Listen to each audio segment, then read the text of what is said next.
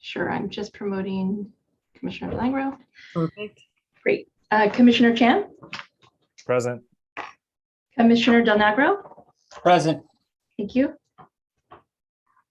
Vice Chair Wong Present. and Chair Davis. Here. Thank you. Commissioner Quake has an excused absence. Thank you. Can we do the Pledge of Allegiance?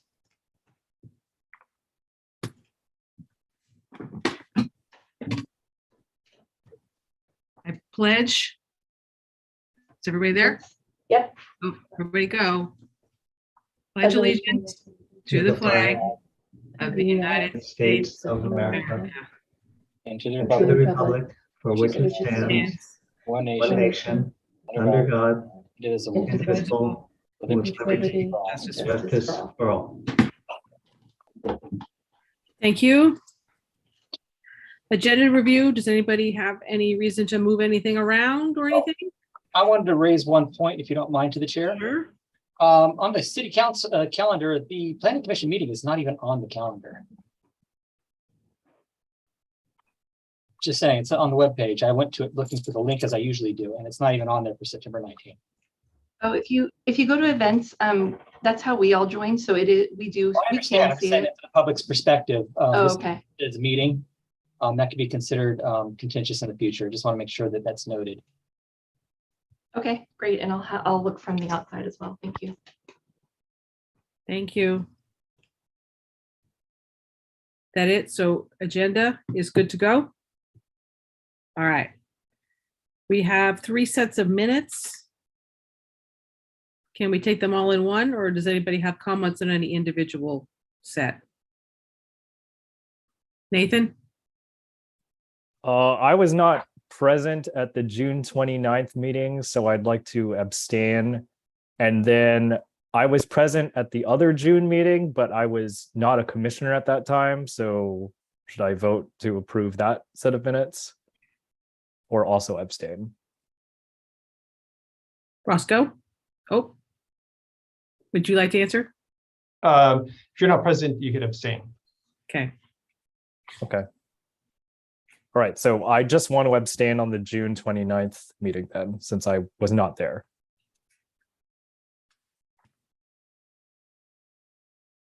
And what about June 6th? You said that you weren't, what was June 6th? I mean, I was at that meeting, but I was not a commissioner. You weren't then, so you shouldn't be voting on that either, right? That's correct. I'm counting. It looks like we still would have enough people to do votes. So I think we're going to be okay. Okay, Is it? I'll abstain Thank- from the other June meeting then. Okay. So then we'll take them one at a time. Anybody have any? Yes?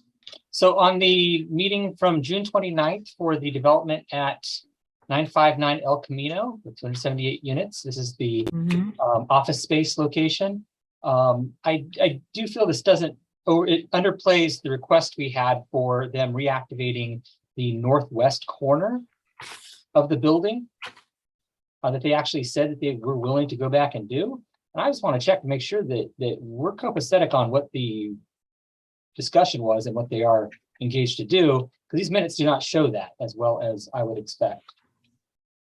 Is there a bullet point or that we? Yeah, can I'm looking at, I read these minutes, a week ago when they were first posted.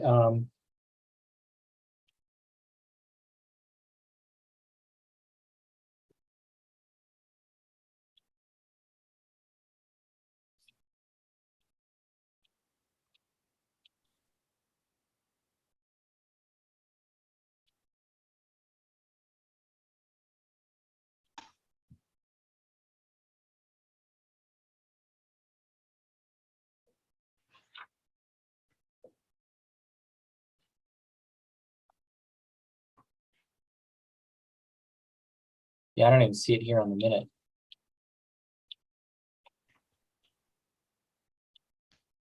So if it isn't even poorly noted here, can you? Oh, here it is. It's on the one that says the 4th bullet point. Commissioner Del Negro is concerned about the losing on-street diagonal parking on Okay, Broadway. right. Visit the garage, recommended the activation of the corner of Broadway and Meadow Glen by including a door outside the arc. And that was the request, was that they did that. it's not clear to me that is incorporated. That was part of what they agreed to do. As much as I asked them to do it. Says they will address. That's not enough what it says here. Can you craft another sentence that accurately reflects the meeting?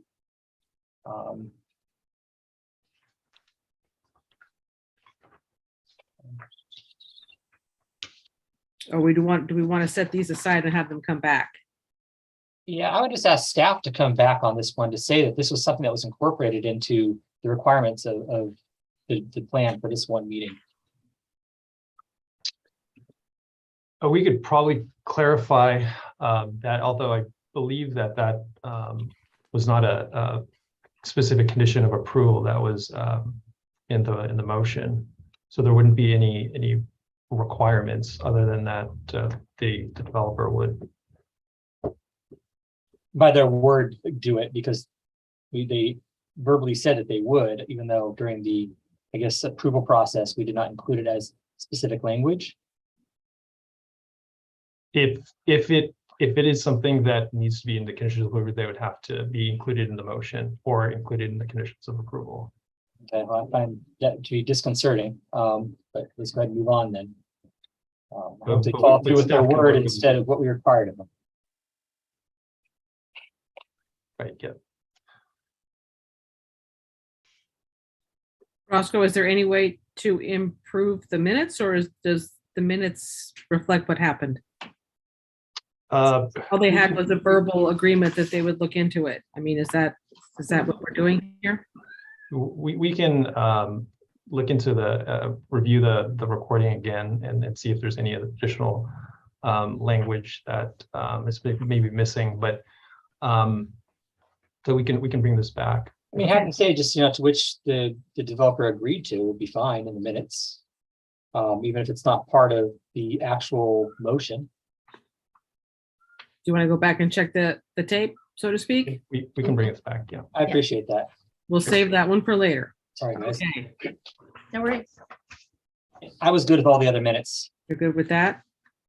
Is any, Commissioner Wong, do you have any comments on these? Your hands up? Yes, a couple comments.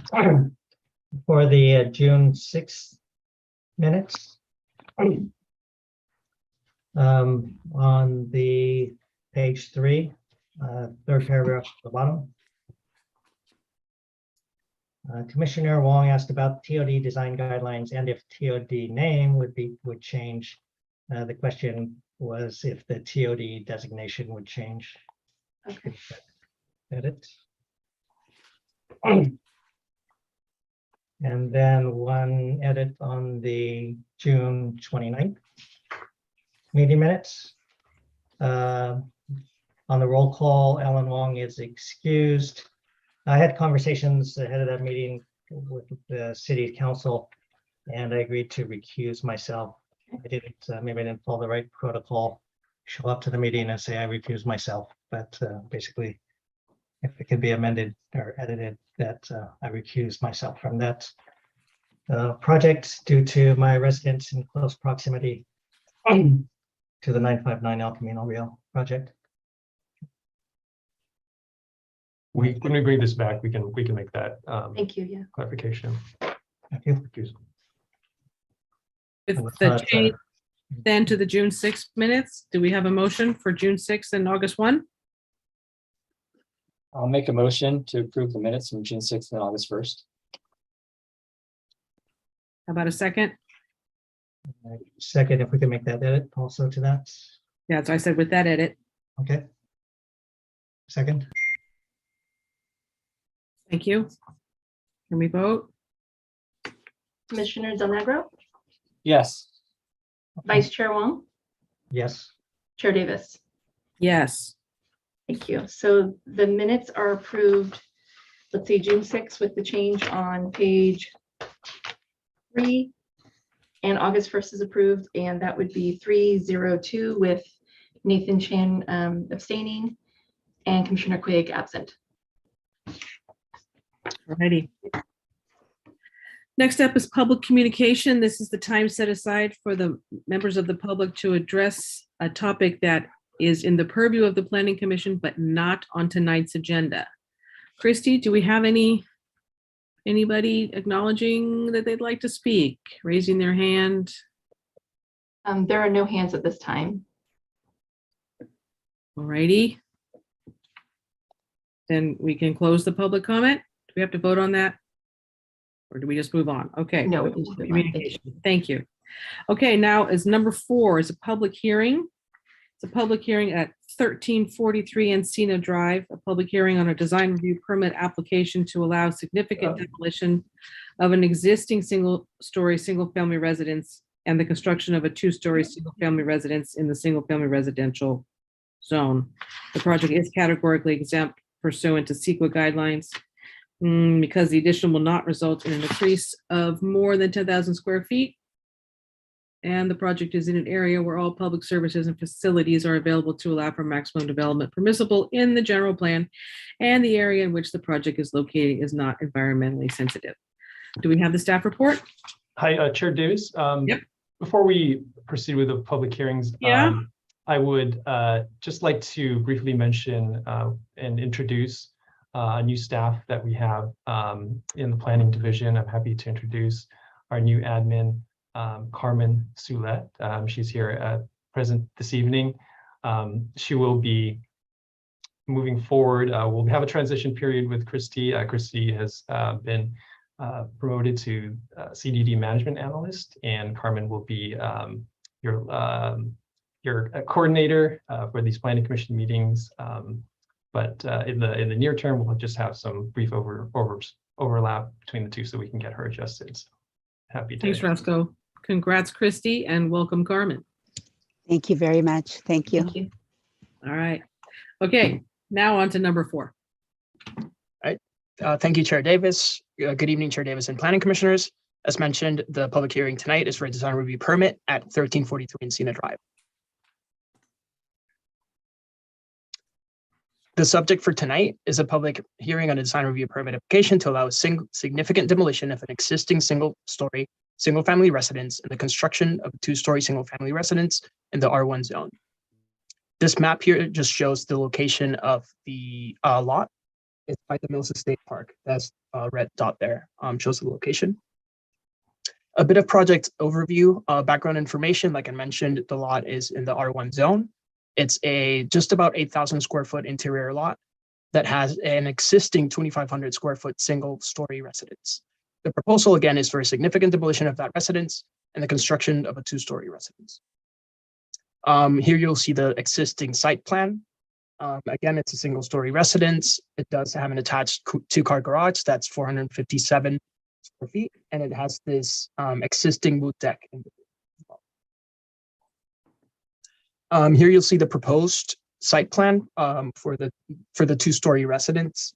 It meets all the development standards, including setbacks for both the ground floor and the 2nd story, landscaping in the front yard, the rear 1/3 of the lot open space. And one thing I do want to mention is that you might have noticed that this wood deck actually extends past the property line there in the rear. But the part of the proposal is to remove the part of the deck that's outside of the property line. So the deck would remain, but part of it that extends past the property line would be removed.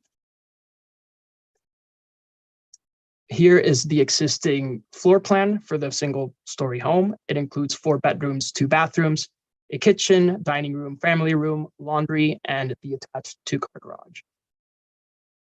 Here then is the proposed first floor plan, which includes 3 bedrooms and 3 bathrooms, a kitchen, family room, dining room, a laundry room, and the 2-car garage that is to remain. The proposed 2nd-story floor plan includes 2 bedrooms and 2 bathrooms, a balcony that you'll see here in the rear, and a walk-in closet. Moving into the elevations, this is the existing front elevation for the single family and single-story home that measures just under 20 feet. Here's the existing rear elevation, the existing left side elevation, and the existing right side elevation. Moving into the proposed elevations, here's the front elevation proposed. It's a ranch style home with some contemporary features. The materials are mostly stucco in both the 1st and 2nd story. It would be a gray color. with some stone veneer along the first story as well.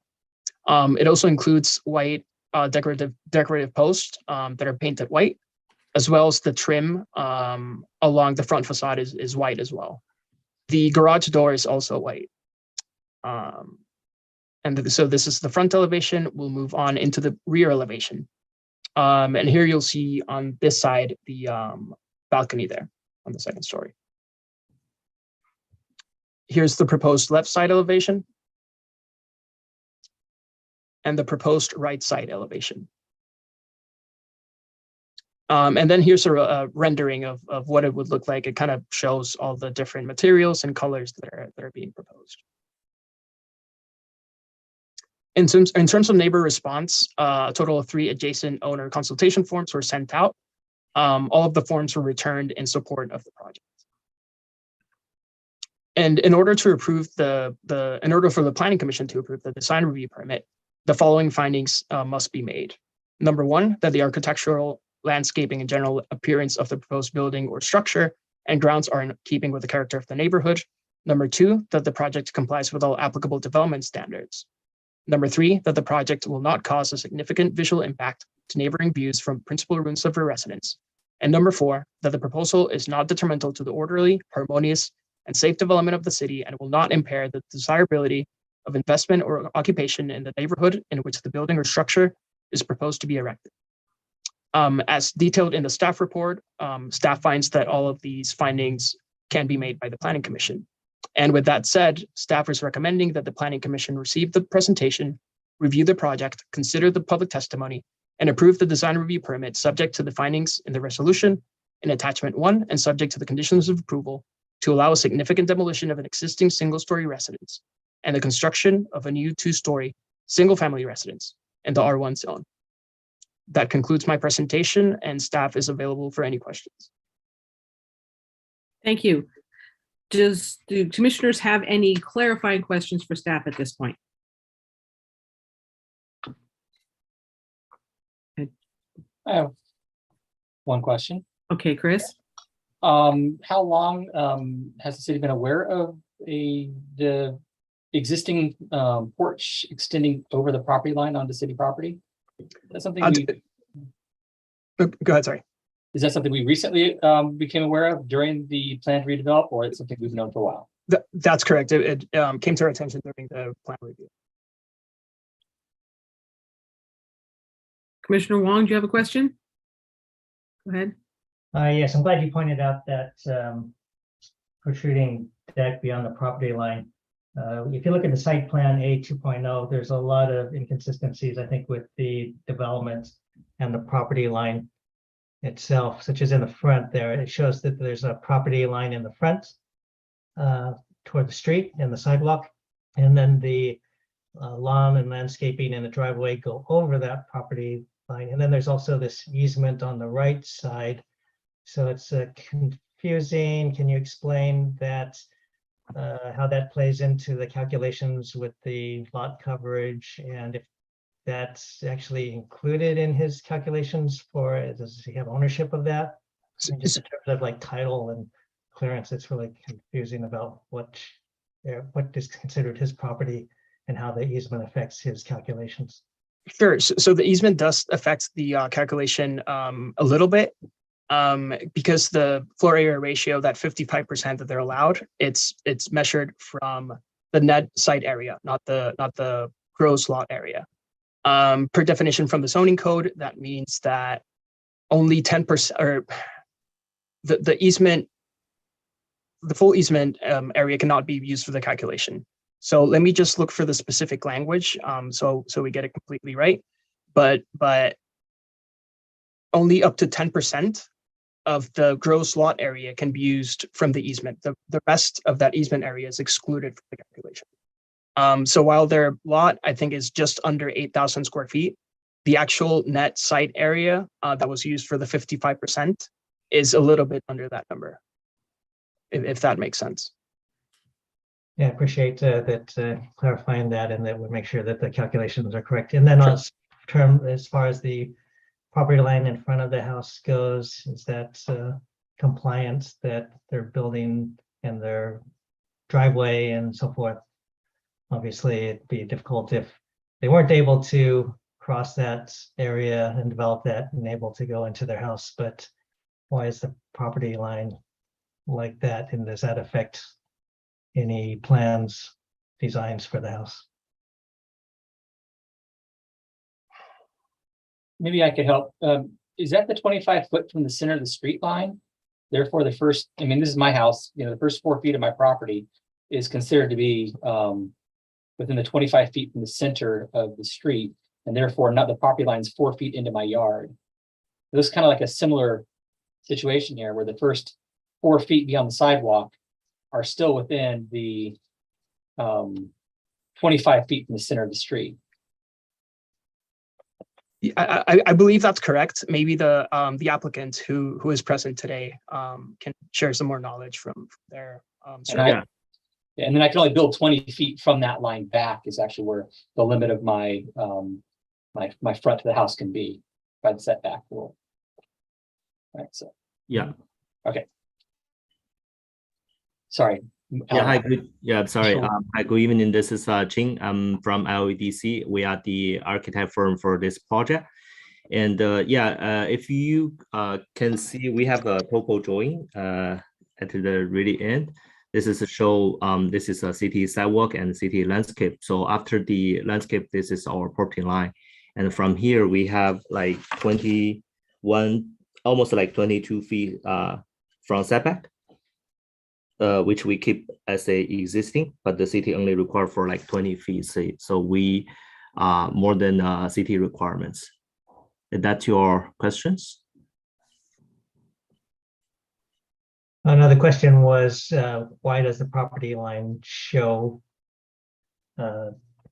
further recessed from the sidewalk into the landscaping and the driveway? So is that considered city property or is that considered the homeowner's property? You mean after the 4 feet landscape? That was our property line. Both there, just above the I think sidewalk. Yeah. Commissioner Wong is referring to this kind of Yeah. space here, correct? Right. Yeah, that was our property line. That was city landscape. 4 feet. So again, Commissioner Wong, I think my house has the same thing as I was mentioning. The property line, even though my yard extends 4 feet onto city property, because it's between the sidewalk and my property lines for a lot of the developments in Millbrae are 25 feet from the center of the street, which is actually a depth into people's yards.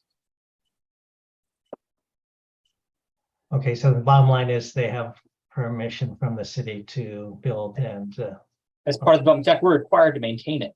okay, all right. Okay, if there's no issues with the city, I'm just trying to clarify. Sure. Okay, thank you. Any other questions for staff right now? Can we move on to the applicant?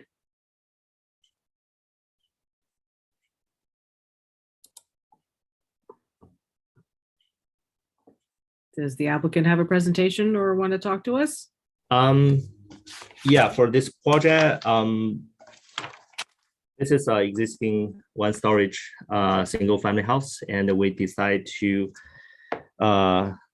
demo the interior and do some addition at the first floor and the second floor. The existing, we had 4B, 2B, 4-bedroom, 2-bathroom at the first floor, and we try to extend the left side to make it like combined together, family dining kitchen to a great room.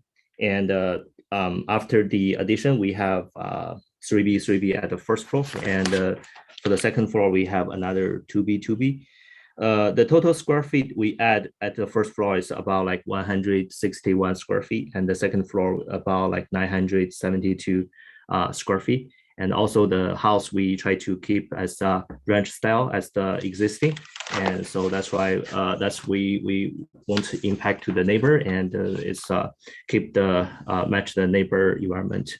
So yeah, that's about our project. Is any question or any thing you guys want to check or ask? Commissioners, any direct questions for Mr. Lee? Nathan? Yes, hi. So I noticed you're doing a lot of landscape changes. I noticed that the front yard of the house currently has artificial turf on it. So are you planning to what's your plan for the landscape after the demo and renovation? Actually, we had a landscape architect. He helped us to develop our front yard. So we try to keep the really nice front yard, but at the meantime, we're gonna save the water. So we did the calculation for the willow. So it's all compliant to the code. And we won't touch the city landscape. We just put like in general low water plant. So that's our goal. And most of the plant we're gonna keep. And we just adding some like small flowers in the front and on the side too. So that's our landscape drawings. Great. And then I didn't see whether are you doing any sort of replacement of major appliances, like any gas appliances or anything like that? No, most of the thing we're gonna use the electrical, only except the cooktop. Okay. Yeah, Great. and also we're gonna adding the electrical panel, solar panel on the roof. Thanks. That's everything I wanted to ask about. Okay, great. Because the client, they have like 2 electrical cars. So after that, they're gonna probably they try to buy some like Tesla stuff for the electrical.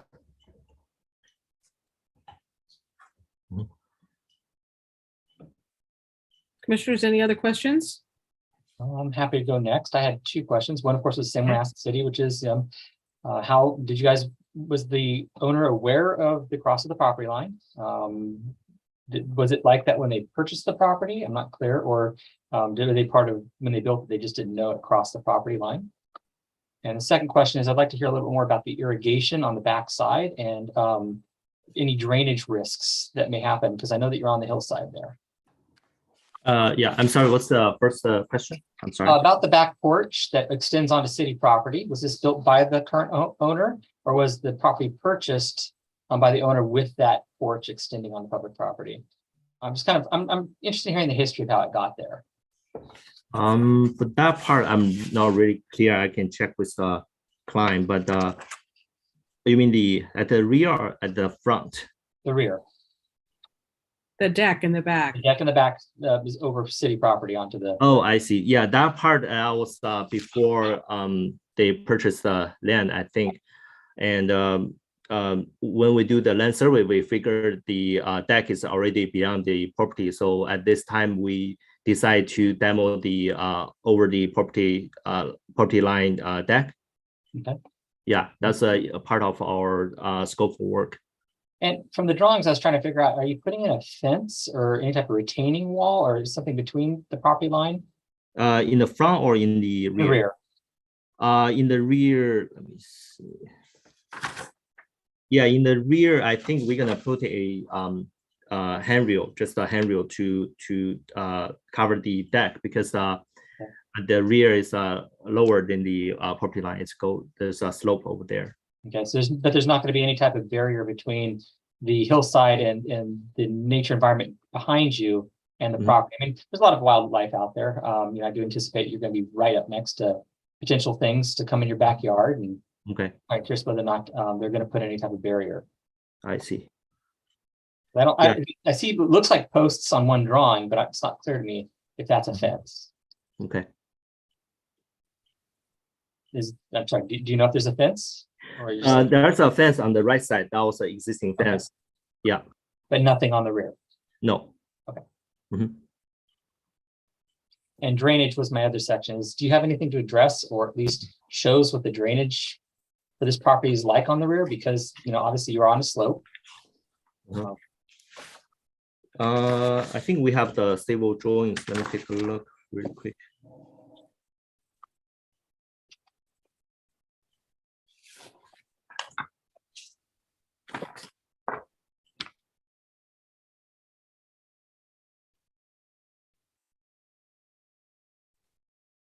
I think the civil drawing didn't show any water drainage for right now, but during the building, we can adding on for the drainage. So what I'm interested mostly is like roof drains. Where are they going? Where's the water gonna be going? Is it going towards the sewer or going towards the hillside? It's going to the sewer, I think. So you have some underground pipes that are tying everything in and Yes. going to the front. Right. That's great. That's obviously. Yeah, we leading want. to my Yeah, concern. we want to drain to the hillside. We're gonna have a drainage system in our house. Okay. Yeah, our front yard. That's all my questions. Thank you. Okay. All right. Thank you. Commissioner Wong? Yeah, if we can talk a little bit about the architecture. We can pull up the A 1.0 or the rendering of the front of the house. Appreciate that, Mr. So just talking about curb appeal and always about having appearances for the neighbors and the neighborhood and the city. This well, one just observation, one, the front porch is very deep, it's like 9 foot deep. So, and then this is west facing. So a lot of times this will be in shadows, which the rendering shows pretty clearly here. I agree with that. Sometimes if we have a little bit more light into that well or brightness, then it might have more curb appeal and make the area look safe and clean. Also, there's the porch material. Looks like it's concrete, bare concrete. You really have the nice veneer on the brick, stone veneer on the side of the house. The columns, really like that architectural detail. But it looks like the porch area could use a little bit more treatment, either bringing in light into there, making it brighter. And then also the second comment is that it seems like the massing is pretty heavily tilted towards the right side. If you look at some of the other drawings, like A4.0, it looks like the second story is almost across the middle in the right side of the house, and then this left side portion is like freestanding. So comment for the architect, what was your design philosophy, and have you considered these items to provide a little bit more balance, and why is it so heavily tilted on the right side, a little bit askew, and with the deep well for the porch? Is there anything we can do to brighten that up in the porch area? For the front porch, I think we can add in some like skylight on the roof, so it can bring more light inside the front porch. Something to consider for safety, and so you don't feel like someone's hiding there, or I see. also Okay. some ideas. And then for the porch, is it planning to be concrete there? Same material as like driveway appearance? You mean the steps or? Yes. In the landing? Yeah, the landing, we're gonna use the concrete, but we might consider, we might thinking to adding some tiles. That was we still discuss with our client, so that's one of their thinking. Yeah, I think I know that there's always more details to add, like lighting and the numbering for the house. Okay. So just might consider talking about that more with the homeowner, so that they have their these little details and add it and make it brighter. Okay. But I just wanted to call that out. So I just like to discuss with the designer if there's any improvements or something lacking they might want to address, and then talk more with the homeowner about all these details, right? So for the landing, is that like if we adding some like paving or the tiles, is it going to be help?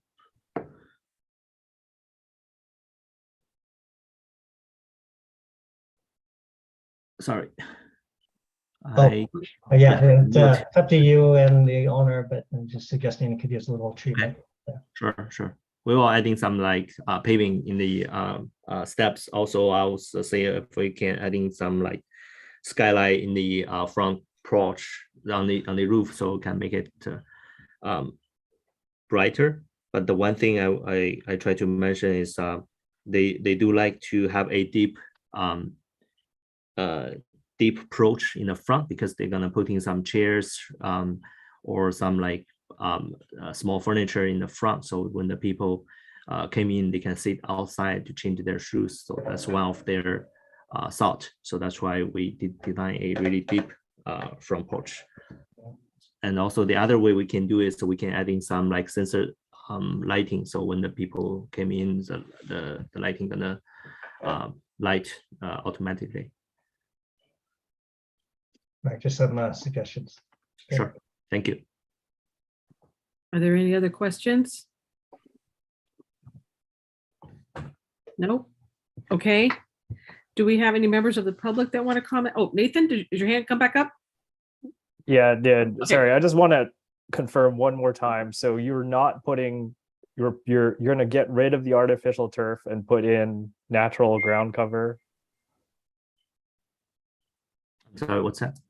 So the existing artificial turf will be removed and it's going to be natural ground cover after that. The left side or the right side? So you're planning to maintain turf. artificial turf on some part of the property? Yeah. It's a natural turf. So when you say natural, do you mean, so it's going to be grass or it's plastic? Grass. Okay. Mm-hmm. It's rendering looks like a fake one. Yeah. I see. Yeah. And actually, this is more a question for staff. You know, we passed an artificial turf moratorium some time ago. Is that still in effect, or and for how much longer? It's still in effect. It is.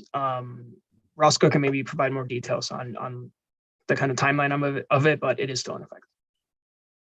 Yes, it is. And I don't recall, I think it may be through January. I'm not 100% sure, but definitely through this month, it is in effect. And also on sheet L 1.0, it shows the front lawn as having the common name is silver carpet in that area. So it does appear that it will be natural landscaping. Great. Thanks so much. Alrighty. I had one more question, if you don't mind. Okay, Chris, Sharon? Sorry, I just stop everybody. that's okay. Sometimes they come in. I am interested. Will you have a view of the park beneath from the back deck and from the back window? Is the slope amenable, be able to see down into the park? You mean the rendering? We don't have the rendering. I'm curious, will you be able to see the park? Will people in the park be able to see the back of the house now that it's going up higher and having a deck back there? There's obviously a public interest in that. I see. I'd also maybe ask the staff if they have, I know I mentioned that I'd be interested in anything to understand, so the public at least is aware. Not that it's necessarily a problem, but we should be aware of whether or not this is a new building that is directly in line of sight with the public park.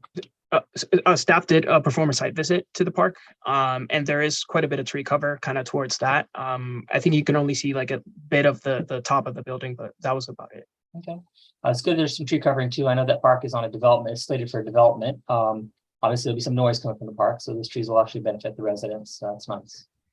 All right, thank you. And Alan? Yeah, just following along with the landscaping. I saw in here somewhere it said something about irrigation timers or in connection with the saturation of the soils or something like that. So it would be good for the architect or the applicant to work with the city staff to clarify the city's policies on irrigation. I thought there was like only a couple certain days that they can irrigate. So we may have to change their irrigation strategy to be consistent with city's watering irrigation policies. Okay. All right. Any more? Okay. Do any members of the public want to comment on this project?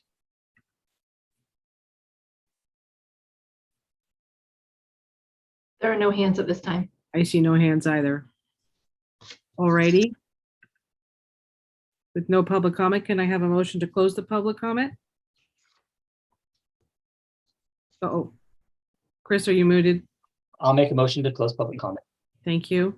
I'll second. Thank you. Can we vote? Commissioner Chan, Yes. Commissioner Del Negro, Yes. Vice Chair Wong, Yes. Chair Davis. Yes. Thank you. Public comment is now closed. Thank you. All right, discussion, motions. Who'd like to start? Nathan? Is your hand, is that a new hand? Sometimes they. pop- Yeah, might that's be old.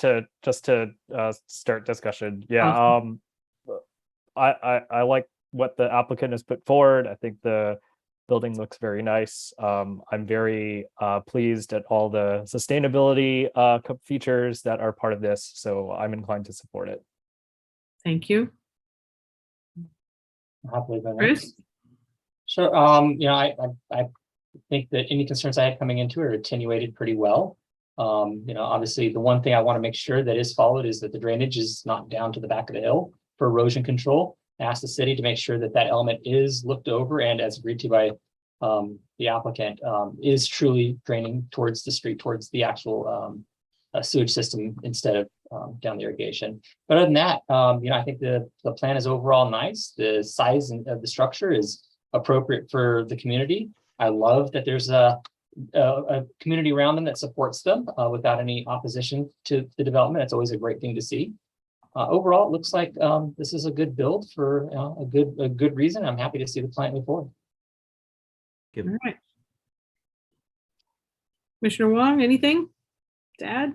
Yeah, I would just commend them, the owner and the architect. Looks like a very comprehensive set of drawings with all the architecture and the landscaping and the details. It's great to see comprehensiveness and attention to some of these details. Looks like it's good in addition to the neighborhood. It's pretty large addition, but we've seen larger than this before, and that they're well within code and not asking for any variances or exceptions. So I would support projects like this. Great. And I too love the design. Think it's great. And lots of the elements in the project are also outstanding. Love that there's going to be solar and some other things. So does anybody want to make a motion?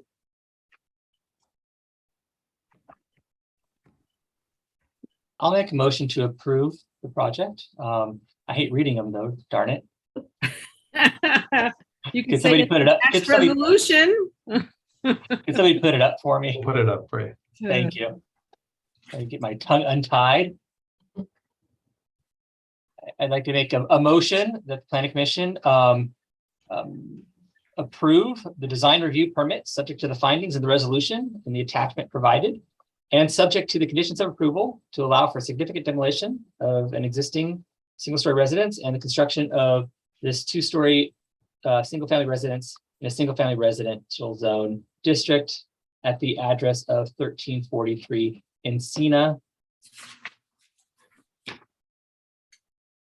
Drive in Millbrae, California. Alrighty. Is there a second? I'd like to second. Thank you, Alan.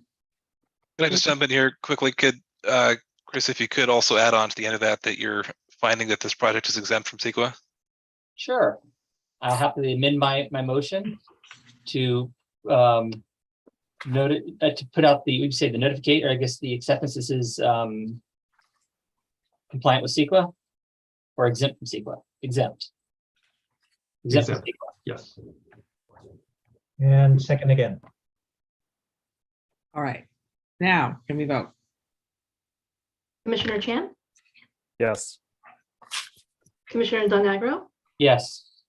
Vice Chair Wong, Yes. Chair Davis. Yes. Thank you. Motion carries 401 with Commissioner Quigg absent. Congratulations, and there is a 10-day appeal period.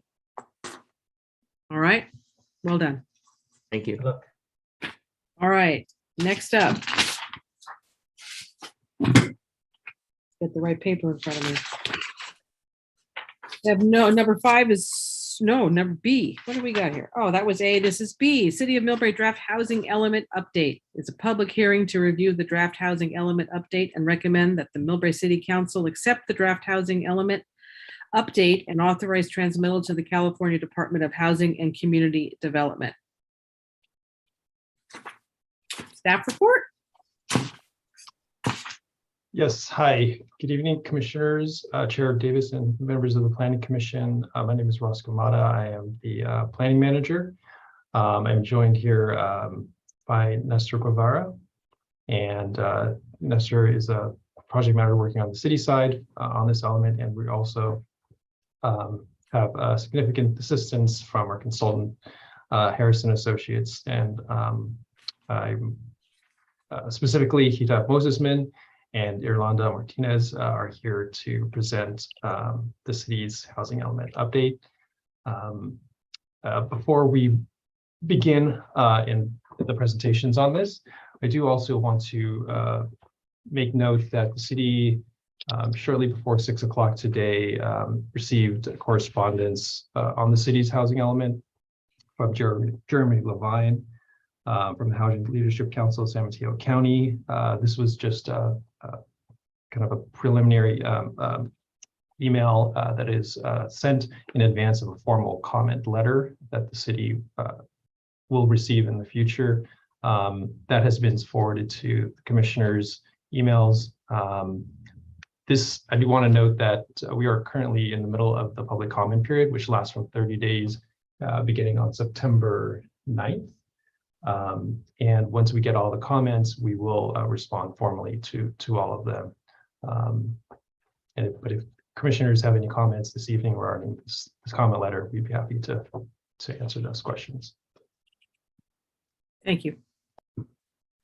And so with that, I will now hand it off to Hita Mosesman and Irlanda for the presentation.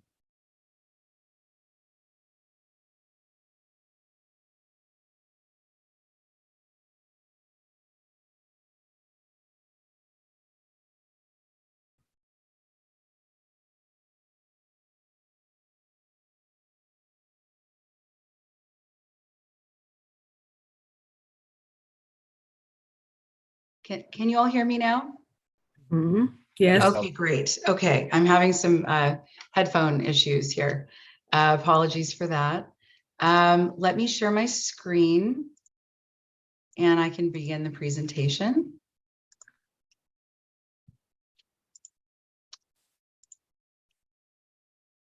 So good evening, Chair and members of the Planning Commission. My name is Hita Mosesman. I am Vice President of Housing and Community Development with Harrison Associates, the city's housing element consultant. And we're here this evening to present the housing element update. And Roscoe so kindly introduced myself and Irlanda Martinez, who is the project manager for this assignment with Harris. We've been working very closely with Roscoe and Nestor to prepare the draft housing element in compliance with state law. So we'd like to start this evening by talking about what a housing element is to begin with. A housing element is a required component of the city's general plan. Every city and county in California needs to have a general plan. And if you think about it as a book, the elements are the chapters, and the housing element would be the chapter that is the primary planning document to address the city's housing needs in all income segments of the community. It implements the city's vision for housing and plan to meet local needs. And it's the only element of the general plan that requires certification by the state of California, in this case, specifically the Department of Housing and Community Development, or HCD, as I'll refer to them in the presentation. There are a few things the housing element does not do, and we wanted to review those as well. The housing element does not require the city to build housing. It requires the city to plan for housing, to facilitate the development of housing, and ensure sufficient land is available to accommodate the required number of units that we'll get into in the presentation. It also does not provide funding or guarantee funding. However, a compliant housing element makes the city eligible for access to state grant programs and other local programs that fund particularly affordable housing.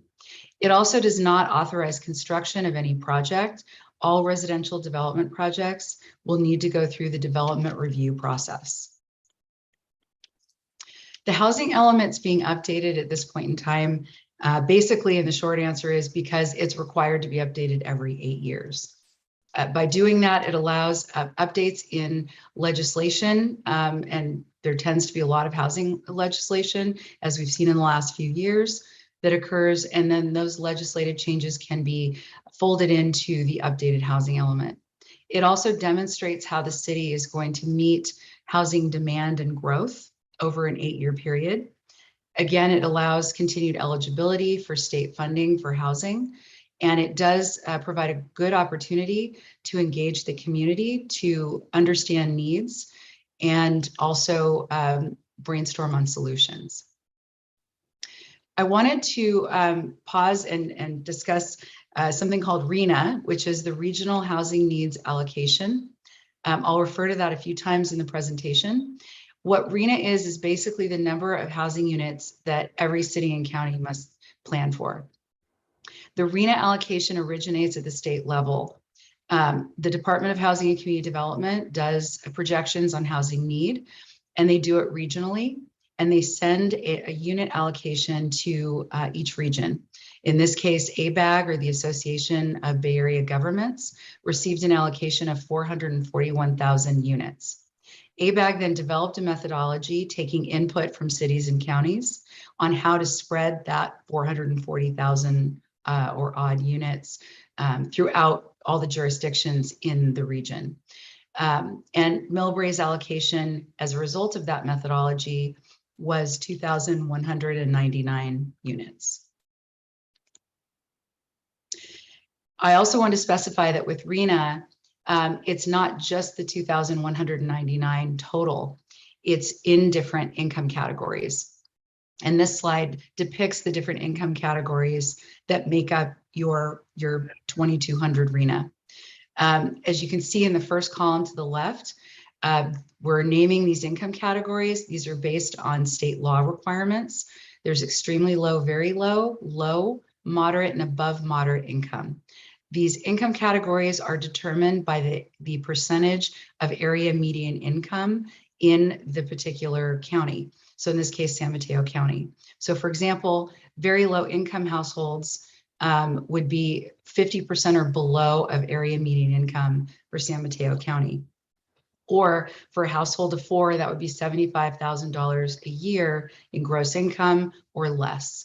And you can see low income is about 50 to 80% of that area median, moderates 80 to 120%, and then anything above 120% would be considered above moderate income, or housing units that would be considered market rate housing units. You can see the distribution if you look at the two columns to the last two columns to the right, that the Rhna is about 58% affordable units at very low, low, and moderate, and about 42% above moderate or market rate. So this is the allocation that needs to be looked at when planning for these units over the next 8 years. This slide visually depicts what I just described. It's a little bit easier to read. So you can see that more than 50% of the units that have been allocated to the city are at these affordable income levels. We wanted to, the housing element's a very lengthy document, as you know, and we wanted to walk you through each of the sections to provide the large takeaways and also the findings. So the first section that I wanted to address is the community profile or housing needs assessment. And this looks at a lot of census data, demographic data, and looks at special needs populations like seniors, unhoused, large families, persons with disabilities. The major takeaway in your housing element section is very similar to most cities in California, which is the presence of cost burden households. And that's any household that spends more than 30% of their income or more on housing. And the data says that 33% of homeowners and 41% of renters are technically cost burden in Millbrae. And that's what we feel is, looking at the data, is due to the fact that home prices and rents have increased faster and more significantly than wages that haven't kept up. And that's the case, I think, throughout California. Over the last 10 years, home prices have increased a little over 100% and rents have increased 77%. However, the number of housing units built, according to the census data provided by ABAG, in the city, it has been a 3% increase over the last 10 years, which trends at a lower percentage than the county as a whole. The constraints is a very key section of the housing element. And what I mean by constraints, or what I guess the law means by constraints, are what are those factors, either governmental or market, that delay, inhibit, or prevent the development of housing in communities. And so that needs to be identified through analysis, looking at your zoning code, looking at market conditions, and the like. And so we've identified a number of constraints, as every community in California has constraints to the development of housing. And they're generally in three buckets, I would say. So the first would be looking at development impact and permit fees. These are cost recovery fees that cities and counties by law are allowed to charge to recover costs to build infrastructure and facilities, and also for the time needed to process building permits. Millbrae in particular has updated these fees very recently, so the cost data used is very recent and reflects today's dollars, as opposed to some cities that might have done this 8 or 10 years ago when costs were significantly lower. So the development fees really are based on what the costs are at the time of the study. But to ensure that development impact fees don't represent a constraint, there's a program in the housing element. We've paired all the constraints with programs to show the direct link between proposed programs in the housing plan and how they address fair housing issues and constraints. There's a program to do a residential development feasibility study to test the financial feasibility of residential development in the city every 3 years to ensure and confirm that residential development is still financially feasible and possible. The next two constraints having to do with housing for people with disabilities and for zoning for a variety of land use types really originate from legislative changes that have occurred over the last few years, where the city's zoning code is not aligned yet with these new legislative changes. So for people with disabilities, there are things like updates to reasonable accommodations and updating the zoning ordinance to reflect current laws relating to emergency shelters, supportive housing, and group care facilities. With regard to zoning for a variety of land use types, state law does now require all housing elements to contain a program to incentivize ADUs, or accessory dwelling units. So we have a program in the housing plan to meet that state law requirement, but also provides for more variety in terms of housing types, and also to update the city's density bonus ordinance, as there have been some legislative changes that have occurred since the last ordinance was adopted. The last two constraints are really market driven. The availability and cost of land, labor, and construction. The city has limited influence over these factors, as they are market factors and not governmental. However, we've proposed programs like reduced parking for affordable housing, which allows for less parking equals more units, which makes the financial feasibility of affordable housing improved. Also looking at state and federal funding, which is really the way that affordable housing is financed and constructed, and really leveraging and maximizing those opportunities to help fund those types of projects. we have a housing resources section. And basically this section talks about available resources, financial resources and others that can be used to further housing over the next 8 years.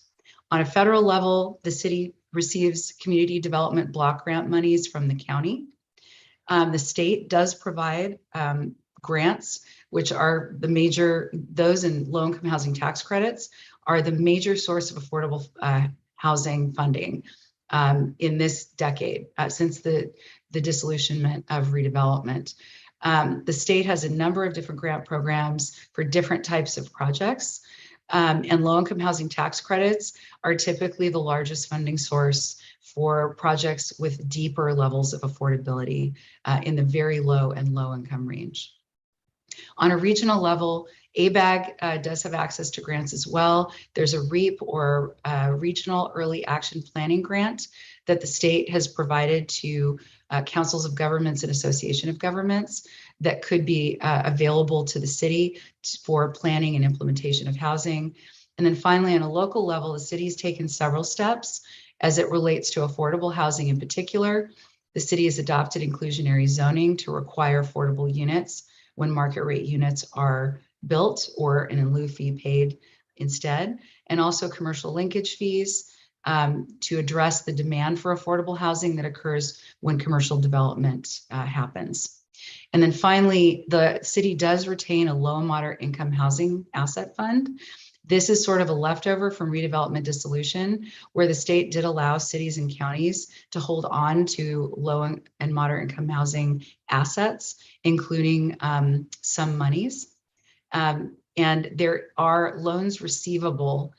Basically, the former redevelopment agency made loans out to different affordable housing projects, and those loans should be being paid back over the next 8 years and even further out into the future. So as those monies come in, those will be assets that can be used for deeper levels of affordability in terms of units.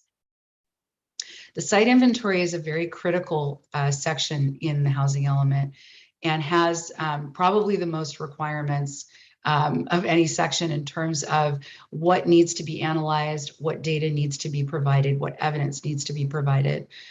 Basically, the sites inventory chapter, chapter 7, presents a lot of information about the exact properties where housing is planned or in process, which is a requirement of California law.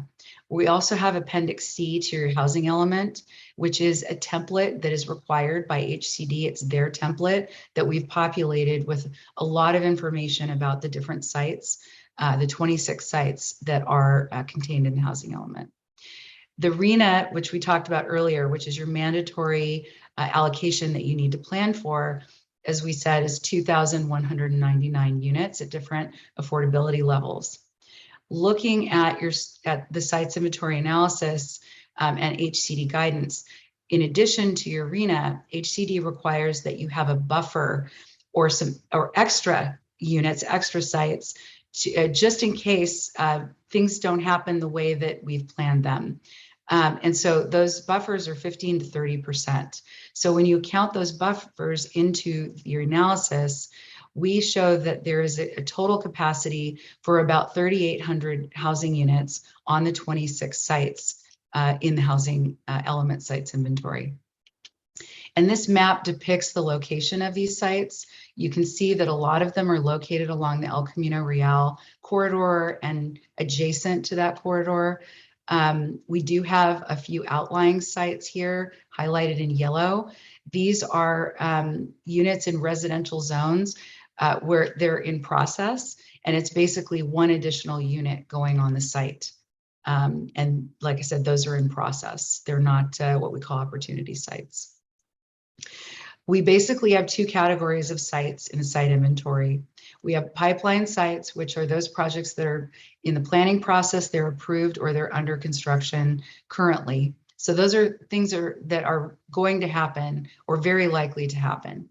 Then we have our what's called opportunity sites, which are sites that have the potential, and we have data to back up that they have the potential for redevelopment to residential use over the next 8-year period. The likelihood is very high. We identified the opportunity sites by conducting a very comprehensive analysis, looking at things like the county assessment roll and looking at the improvement value versus the land value, and where we have a low improvement to land value ratio. It signals that either we have a small building on a large parcel, so we have an underutilized property, or we have a structure that's aging where there hasn't been much investment in that structure. When you do a remodel, when you add on, or when you tear down and rebuild, all of those things trigger a reassessment. So a low improvement value in an older building indicate a lack of investment on that site. We also have sites where property owners have contacted the city, indicating their interest to redevelop. That's the gold standard of evidence pursuant to state law and HCD guidance. So those sites have a little bit lower bar when it comes to providing evidence that something is likely to happen, because you kind of can't get any better than the property owner saying that they're interested in doing that. We also looked at vacancies in existing commercial buildings. So we really analyzed each site individually and assessed, looked at the data, and putting all of those factors together, made a determination based on good data sources that, all of the elements are in place for this site to be redeveloped over the next 8 years.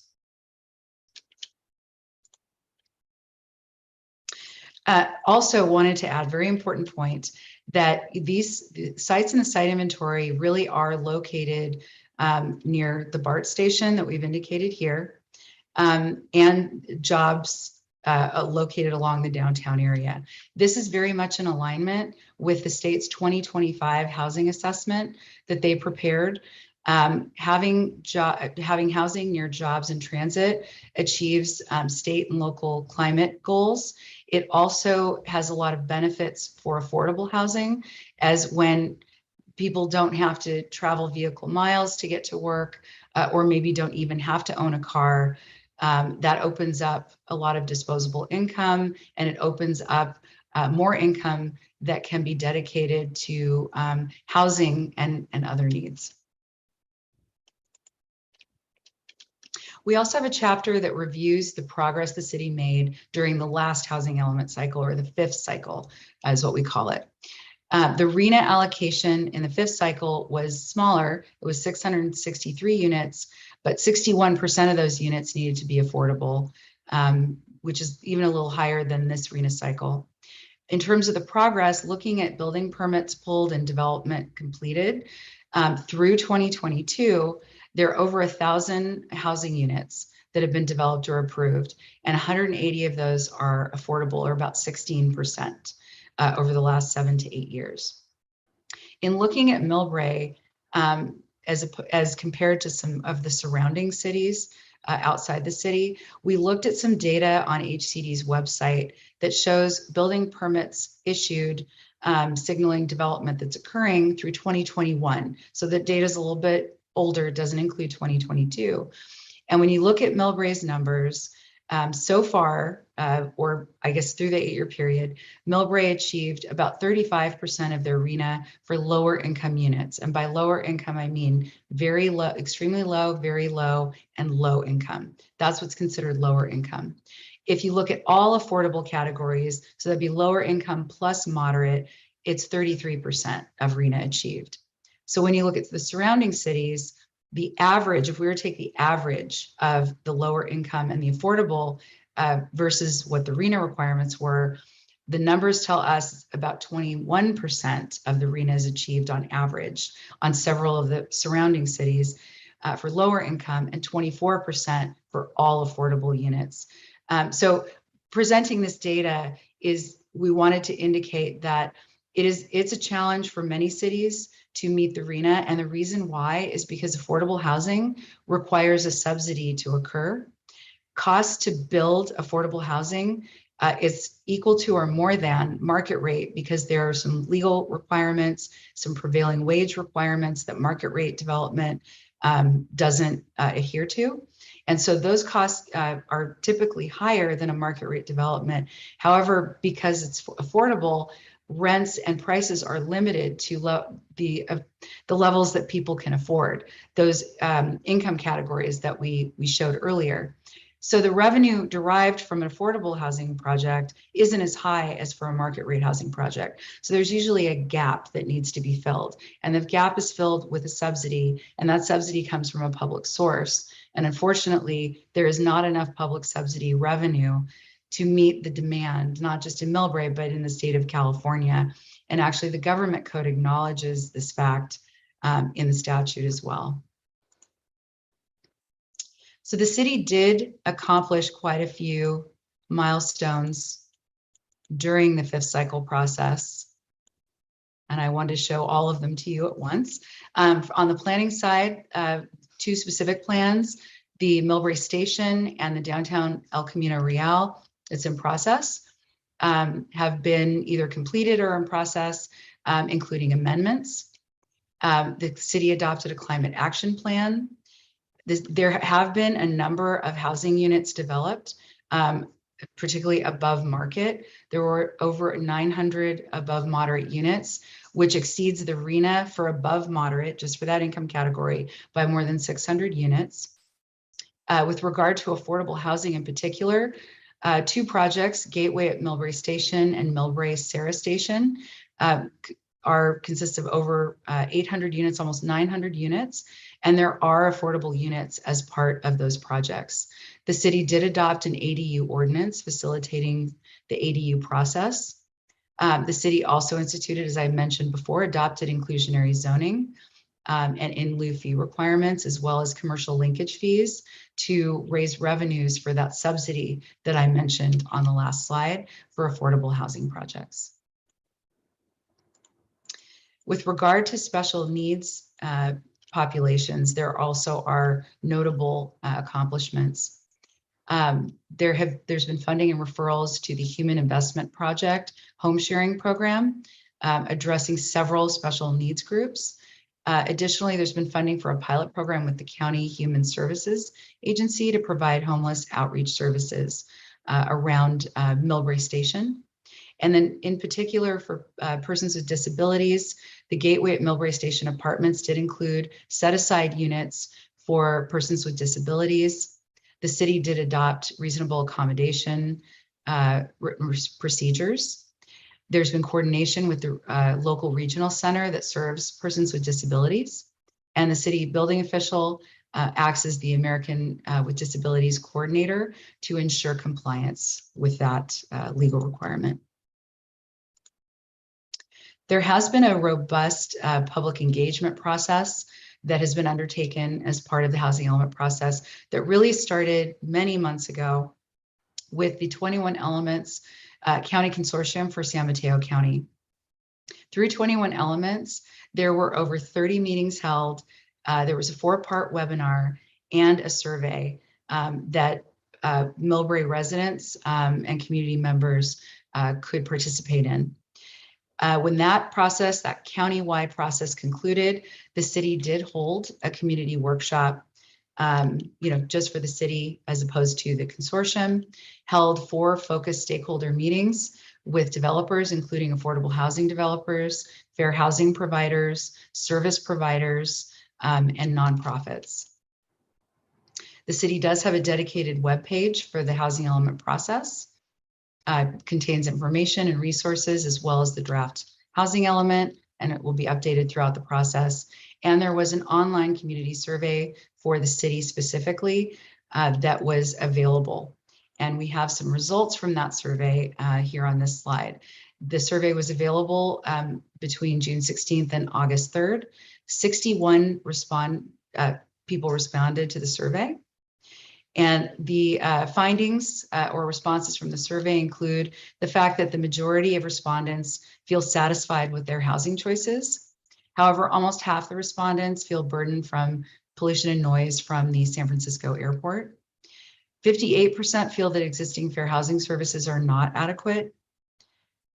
When asked what could be done to remove barriers to housing in Millbrae, the top 2 responses were to streamline development and to require affordable units, which really ties in with the city's efforts to adopt inclusionary zoning and institute commercial linkage fees to raise money for affordable housing.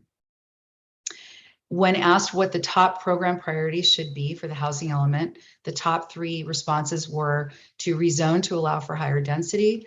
That's being done in a large part through the downtown and El Camino Real specific plan that involves the majority of the sites in the site inventory. Conversion of commercial property to residential, again, tying very well with the sites in the site inventory, as many of them are commercial, either with structures or are parking lots. And then to facilitate accessory dwelling units or ADUs, which the housing plan in Chapter 8 does contain a program to incentivize ADUs. So this was the fact that the programs include these aspects are in large part due to the community outreach process that was started with 21 elements, but then continued, focused specifically on the city. This input was heard and then translated into programs in the housing element. So that's a nice segue to the housing plan chapter, which is Chapter 8. That contains many, many programs to address constraints as is required by law, and to address fair housing issues that we'll get into on the next slide. It also contains programs that were part of your 5th cycle housing element the last time that have been successful. It includes modified programs that were based on those 5th cycle programs to add specificity or sort of best practices as things have evolved. And it also includes new programs based on new legal requirements that have been enacted in the last several years, building on the success that the city has seen through the last housing element cycle, and to effectively implement your sites inventory as well. I won't go over this is a sampling of some of the programs in the housing plan, but just to name a few here. The adoption and implementation of the downtown El Camino Real specific plan is a program that increases densities and really takes care of the CEQA process, really paving the way to allow for housing development. Encouraging and incentivizing ADUs, as I mentioned previously, we heard that input from the public, and also are adhering to state legal requirements to have a program that does exactly that. There's a program to pursue state and federal funding for affordable housing, to support grants on a yearly basis, and to meet with developers, particularly affordable housing developers, to understand how those grants could support affordable housing production in the city. Provide legal assistance to renters and support fair housing and support the local fair housing provider as well. Coordination, fact-finding, understanding what the needs are, and then coming up with solutions to meet those needs. Additionally, coordinating on airport impacts and issues on a regional basis, including the San Francisco Airport Community Roundtable. The last section I wanted to cover is Appendix B to your housing element. This is a brand new section for housing elements this cycle. So no jurisdiction has ever done one of these prior to the 6th cycle. It was a new law that was enacted, and basically it's to analyze information and data, including a lot of mapping, to determine what fair housing issues might be present in the community and how to address them. And I wanted to start by saying is that most if not every community in California has some type of fair housing issue. At the very minimum, a lack of affordable housing, which I think is common to every jurisdiction in California at this point. So really, it's just uncovering what those specific things are in each individual city, and then through the housing element process, help to mitigate those impacts. So really, the first 2 findings, and you can see there were a total of 6 findings. The first 2, going left to right, are really based on a lack of affordability, which is a statewide problem. So the first is a lack of access to housing opportunity, and really what that means is there aren't enough housing choices at price points that people can afford. And that is true with every housing element that my team and my firm has worked on during the 6th cycle.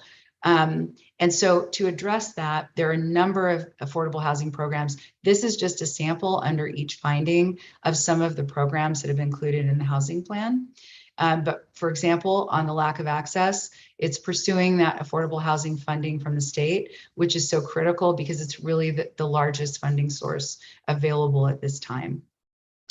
Providing incentives for extremely low income housing developments, and prioritizing and expediting affordable housing projects as they come in. Displacement risk is a function of affordability. As I said before, as home prices and rents have increased at a much faster pace than wages, we have this disparity in terms of what housing costs and what most people can afford to pay. And so that leads to displacement risk as rents and prices become, not affordable over time. To address this, there are a number of anti-displacement measures that have been proposed in the housing plan. Legal assistance for renters and support for fair housing providers, and an annual meeting, an advocacy meeting with fair housing and service providers, housing advocates, and nonprofit organizations to kind of take a pulse check on what these organizations are seeing out in the community, the needs that they're seeing, and how the city can partner and assist with addressing displacement risk in the community. High unemployment rates for persons with disabilities. This was based on the data that was analyzed. Some of the programs to address this would be close coordination with disability rights service providers and updates to the reasonable accommodations so that there's access to housing that meets the needs of persons with disabilities. To meet with service providers and advertise employment resources to really get the word out there, to make those very transparent, and to collaborate with the county on vocational rehabilitation services to provide some vocational training to improve employment opportunities. Environmental hazards were also uncovered through a data analysis. And programs to address that would be energy conservation grant funding, working with the city's programs and initiatives that are in place, like with the Climate Action Plan, to reduce exposure to environmental pollution, lower GHG levels, and to coordinate closely with regional entities related to the airport, including the Community Roundtable, to monitor the air quality and noise. A lack of fair housing resources and outreach capacity was also identified, and I think you saw from the slide on the community survey. That was identified not only in the city survey, but in the regional countywide survey. And programs to address that would be the advocacy meeting every year with fair housing providers, the city implementing anti-displacement measures and providing support, and also coordinating with disability rights and other service providers as well. But a proactive annual meeting that's calendared every year to make sure that all parties are coordinating as things evolve. And then finally, lower educational outcomes for racial and or ethnic minority students. This may not seem directly related to housing, but it is technically a fair housing issue. The city has some influence on that, although that the school district is charged with providing education opportunities to the community. But the city can support the school district in terms of coordinating on what the city has within its power to do to improve those educational outcomes. And really importantly, there are numerous studies that link the provision of secure, affordable housing to increased educational outcomes. So really the main thrust of this sort of mitigation measure would be to provide more affordable housing in the community, reducing displacement risk so that educational outcomes can improve as well. So that concludes the part of the presentation where we talked about what the contents of the housing element are. And here on this slide, we wanted to review with you the timeline, the proposed timeline as of this month. So the housing element update's been available on the city's webpage since September 9th. The state law requires that there be a 30-day review period and then an additional 10 working days, so 2 weeks, to address comments received on the housing element update before it can be submitted to HCD for their review period. So that started on September 9th, that initial 30-day review period for the public. Here we are tonight. Planning Commission is taking the draft housing element to consider it and provide input. The City Council will see the housing element next month at 2 meetings. It is anticipated that we'll send the revised housing element to HCD for their 90-day review period on or about October 26th. We expect comments and findings back from HCD in late January. We expect to be able to turn around a revised housing element update fairly quickly by mid-February to submit for a second review, and anticipate certification and City Council adoption in late spring of next year. So in the staff report you have before you this evening, staff is recommending that the Planning Commission review the draft housing element update and provide input on the document, recommend that the City Council accept the housing element, and authorize the transmittal of the housing element to HCD in compliance with state law. And that concludes the presentation, and I am happy to answer any questions that you all might have. Thank you very much. That was excellent. Do we have any questions?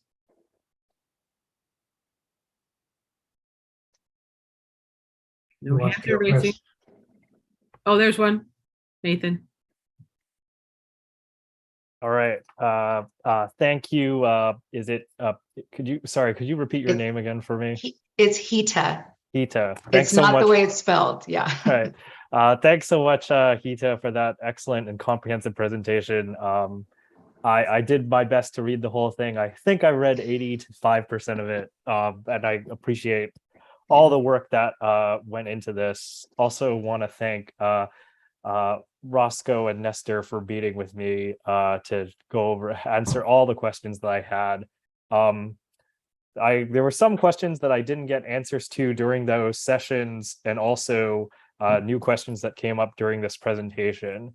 So I noticed you talked about the $13 million low and moderate income asset fund. I had big questions about that because I keep hearing that, it's so hard to find funding for affordable housing, but that's quite a bit of money.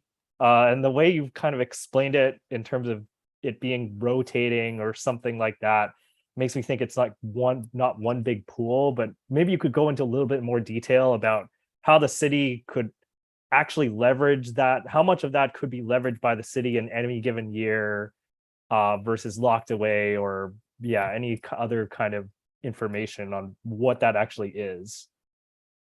Sure. I wish I could give you a definitive answer. What happens when former redevelopment agencies would loan money, for that subsidy that I talked about to fill the gap, there would be, and I haven't seen the loan documents personally, so I can't speak specifically to the terms of each loan, but it's my understanding that these loans are paid back when they are able to be paid back, when the project is generating enough revenue to be able to make a loan payment back to the agency. So and I see Roscoe nodding. Did you want to? And I'm happy to defer to staff as well. I was just, big picture is, I don't think we have a handle on the exact number, but for accounting purposes, that's what's on the books, but it's not there. The actual cash is not there. It's a loan receivable. That's correct. I could provide a little bit more context on that. So these funds, as Hita mentioned, were former redevelopment agency funds, and the total amount was loaned out to various developments to provide for the affordable housing. approximately 5.7 million was loaned out to the Dolores Leah Apartments. Close to 2.9 million was the Bayshore Affordable LP, which is the city's the Veterans Affordable Housing Project over at Gateway. And then around 4.1 for 88 South Broadway, and then 1.3 for 1388 Broadway. So these were affordable housing developments that the city had loaned money to. So these, I checked with finance earlier, and apparently these funds, the city will not expect to get back until approximately 45 years, the end of the term of the loan period. Thanks. That's really helpful. My other question with regards to the funding piece was on the community development block grants, CDBG.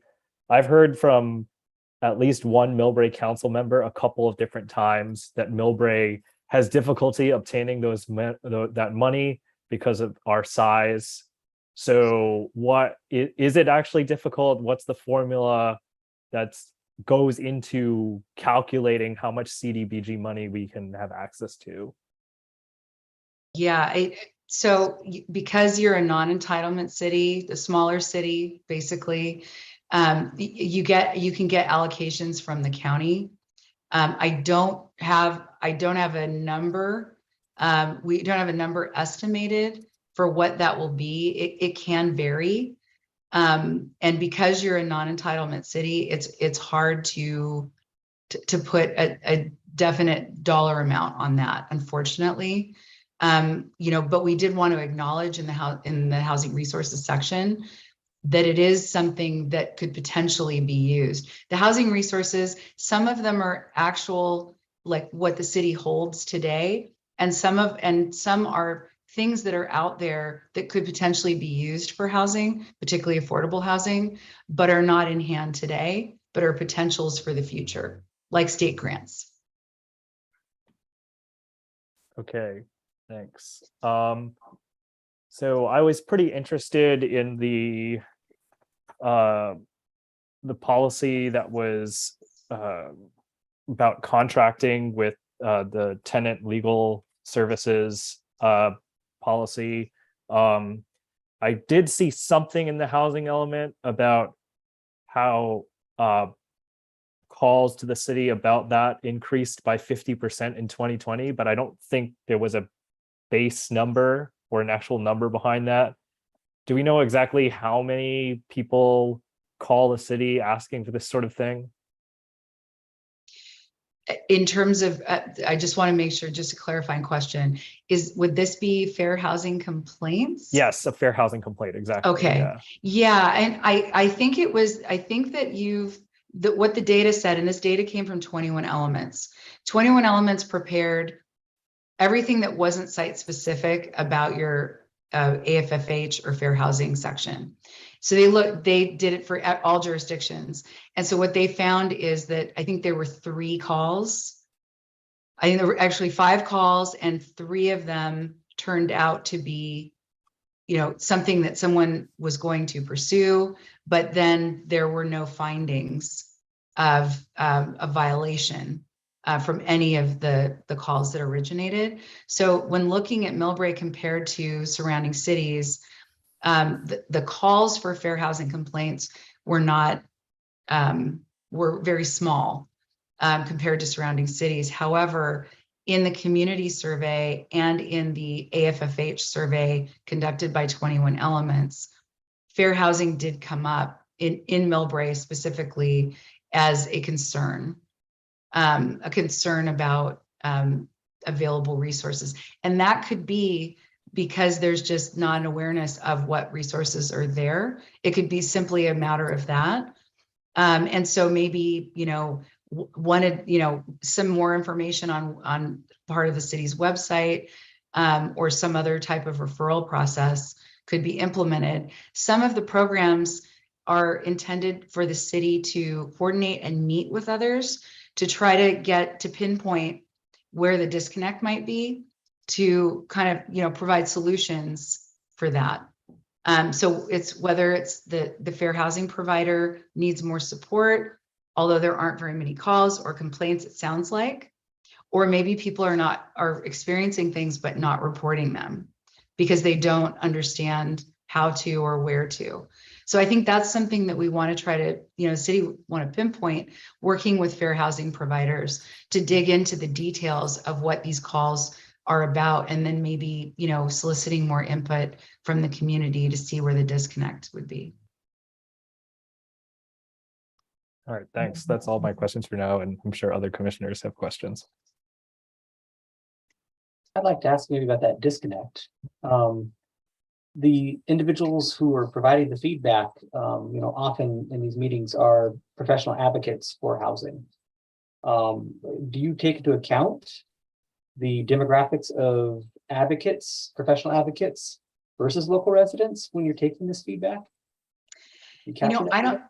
I don't think it was possible for us to differentiate, in terms of who the respondents were, whether they were advocates or residents.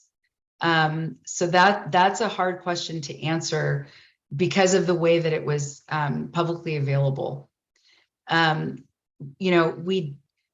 We did meet with advocates, and it's my recollection that these types of fair housing issues did not come up in the focus stakeholder meeting with advocates. So it is interesting to try to understand. You look at the data and there aren't very many calls, and the calls did not lead to enforcement action on fair housing, yet you had a larger percentage of 58% of those respondents. So it could be, it's difficult to say because I don't think that we can identify each of those respondents as being housing advocates or residents. I'm sure they're not all housing advocates, but at the same time, you've created, interpretation bias because you selected a population that people are most interested in it. I have a lot of questions. I don't want to dominate, and that's always my concern here. You may want to go before me. Alan, do you want to try jumping on before me if you have a few questions?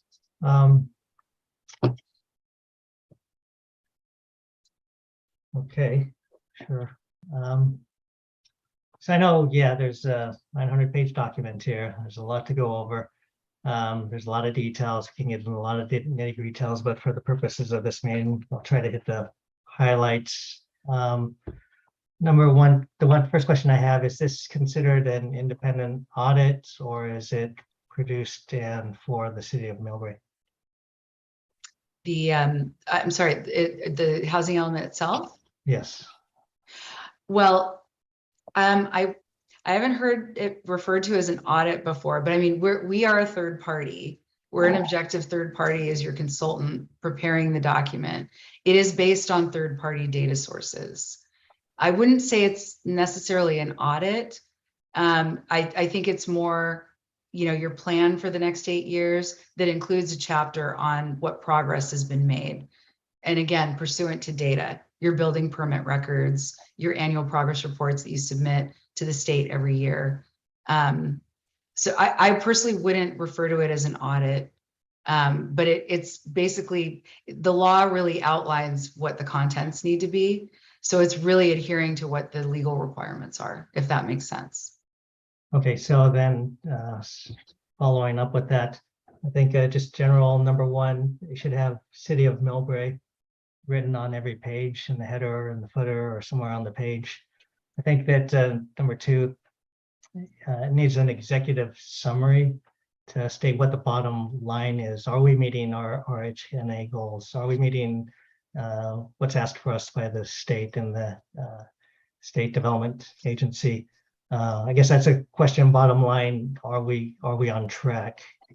It seems like the number is emphasized 2199 additional housing units, and it seems like we're not meeting very low income and moderate goals. So is that going to be a problem? So when we submit this to the state, are they going to find us deficient or incompliant, or is it what's the overall findings of this document? I think the overall findings of the document would be The city's produced a lot of housing, particularly in the last few years, as a result of the proactive planning that the city's done in terms of the specific planning, right? That's really paved the way for quite a significant number of housing units that have been developed. I think that Millbrae, like all other cities in the ABAG region and really all other cities and counties in the state, are not meeting the Rhna numbers as it relates to especially very low and low, because to develop very low and low income housing requires significant public subsidies that are not sufficient to meet the need. And that's I believe, in my professional opinion, that's a statewide issue. We address that in the housing element, and actually the government code acknowledges that there are not enough resources to subsidize affordable housing projects throughout the state. So, you know, what my understanding of it is that as long as the city is preparing a legally compliant housing element, you're submitting your annual progress reports based on the law as it is today. I can't say what changes will occur in the future, but the city has to make its best effort, and there is no repercussion or consequence for not meeting your Rhna at this point in time. What you need to have is a compliant housing element.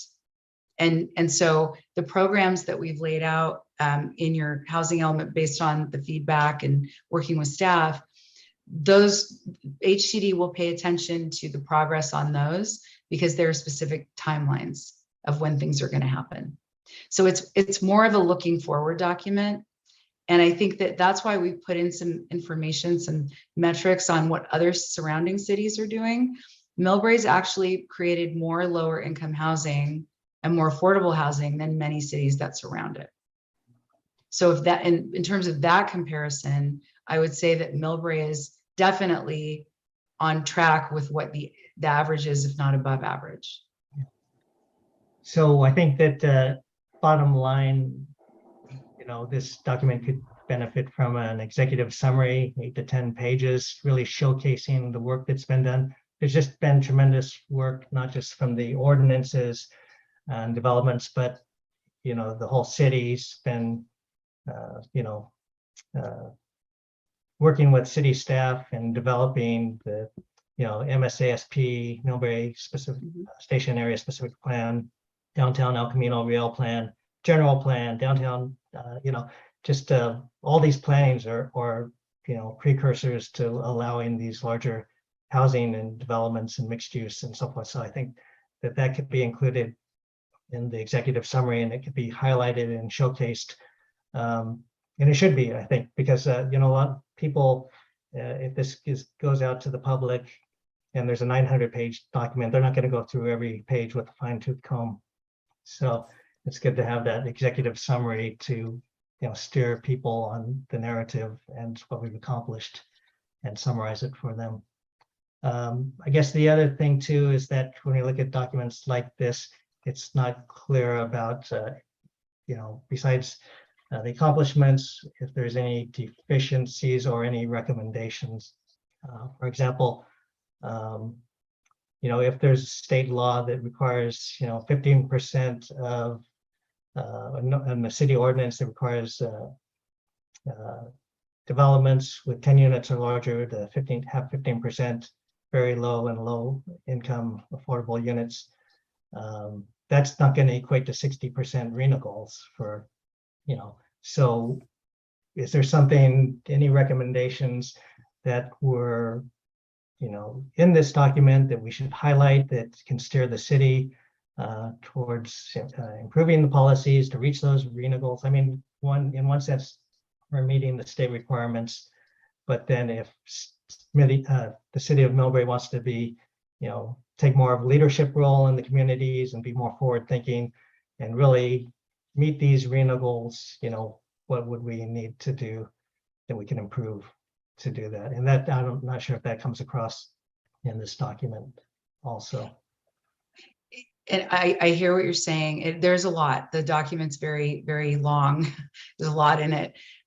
Your housing plan, chapter 8, would be those recommendations, to meet the Rhna, to implement your site inventory.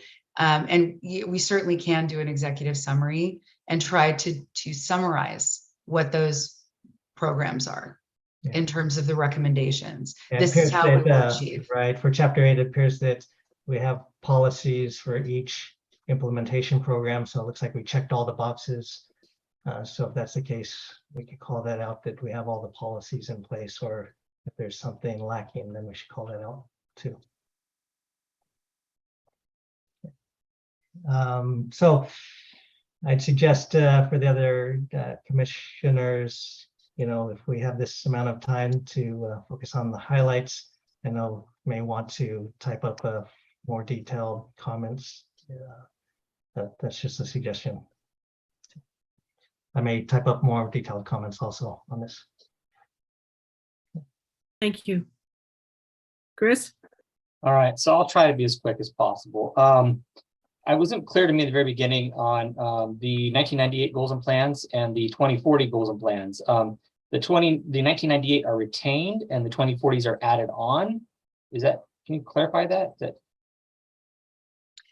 Let me just ask a clarifying question. When you say 1998, are we talking about this 5th cycle?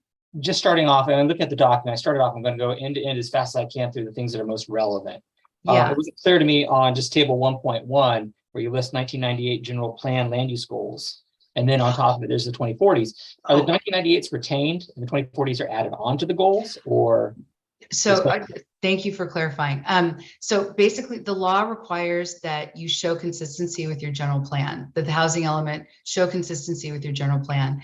Because your new general plan, the 2040, is not completed, we technically have to address the 1998 as well, because that's the one that's in place. So that's what that table is addressing there, is how is the housing element consistent with your general plan as it exists now, but we know you're in process with an update. So we also included 2040 as well. Okay, but once we get to the 2040 plan, they may actually be revamped and lost the 1998. That's correct. And you wouldn't have to necessarily amend the housing element. It's just that your next cycle, the 7th cycle, that would need to incorporate the 2040. Got it. Okay.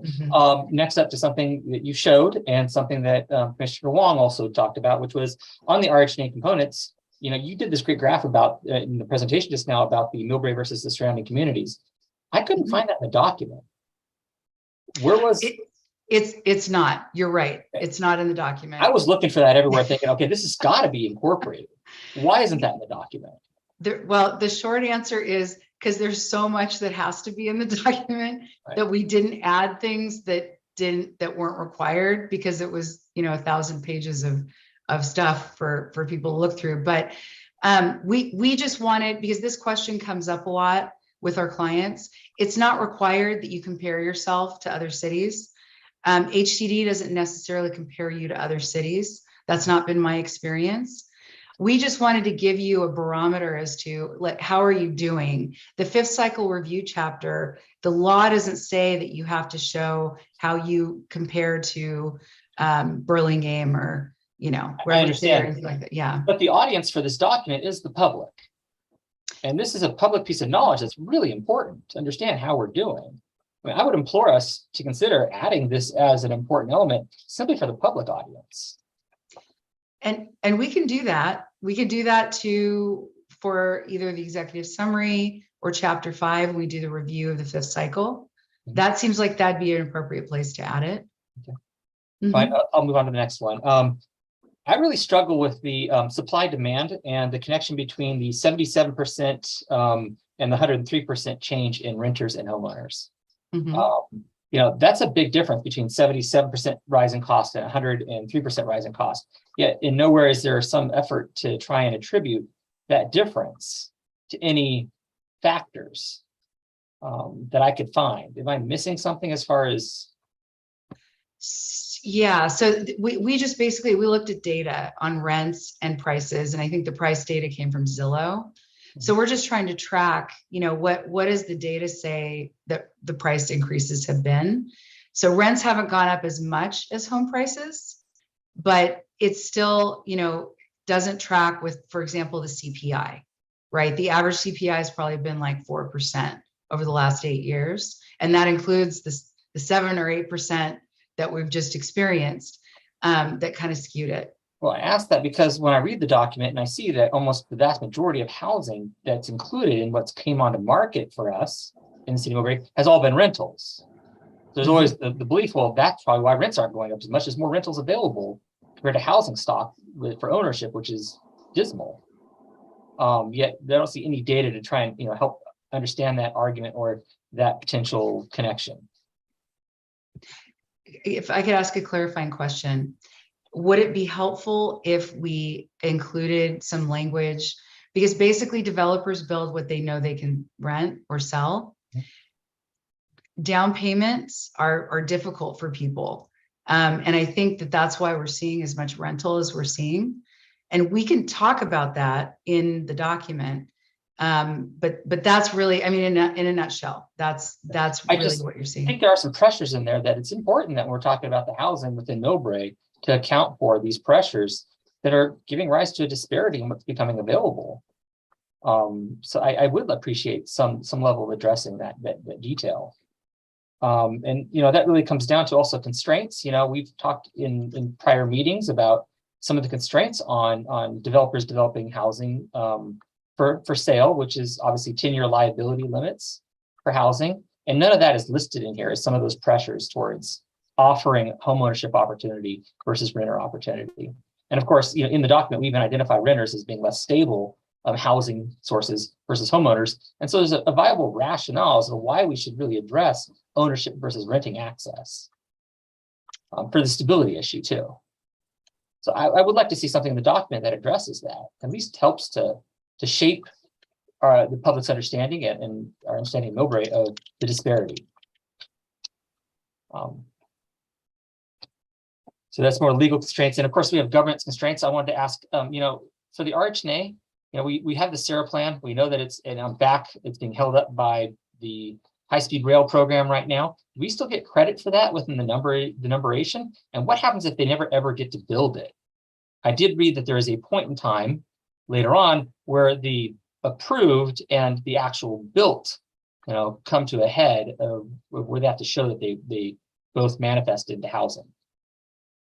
Do we get credit even though the government got in our way if it doesn't get built? So, I mean, I think that because we have this time frame, this deadline for the housing element, and the fact that the one project in question is an approved project at today, this is why we felt that we needed to include it, because if it were planned, that would probably be different. But because it is approved and because the outcome is unknown, whether high-speed rail will pursue eminent domain, if that does occur and a decision's been made, I think that yes, that's a short fair answer. enough. Yeah, absolutely. Okay. Let's see here. I'll skip over that one. That's kind of about 99. Some of the data you do, for example, in figure 215, Millbrae housing stock characteristics and trends, we capture multifamily housing 5+ units, but there's no effort to capture data on high density housing in these types of documents now, because we know that type of demographic data later on is going to be important with the next one. Is that data not available? The difference between multifamily small units and high density units? It is not available from ABAG. ABAG provided a data packet to every jurisdiction, and that was not part of it. And it's a pre-approved by HCD data packet. So that's why you're not seeing it. Okay. And then I'll point out that in figure 217, there is by a 19-year interval, the number of units built. And yet in 2009, it's a 9-year, and then 2010 and later, it's a separate. That's not really a fair comparison. That's a very ugly way and just a misleading way of presenting data. I mean, those two should be combined as an equal 19-year period. Yeah, my recollection is that that's the way that the data was presented to the city by ABAG in that manner. It makes it look like it's building less. So I'm just saying this is not this is not a right way to build. I'm a scientist, and I would look at data and I'd say, wow, that's misleading and should not be done that way.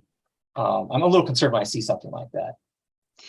We tried not to vary from HCD approved these data packets. These are the standards by which they work with. I got Well, we know they'll accept it. That's really the bottom line with that data. So we're hesitant to change it. And why did they add on for rent underneath vacant? Is that like for rent but not currently actively rented on figure 218? This bothers me that, you know, you put for rent under vacant. It's not vacant, it's just in transition. That's the way that that's the way the census defines it. All But right, I understand what you're saying. As far as like look at this stuff, I mean, the way these things are presented is disconcerting to me, but I don't think I should dwell on these and maybe talk a little bit more about the document instead of the figures here.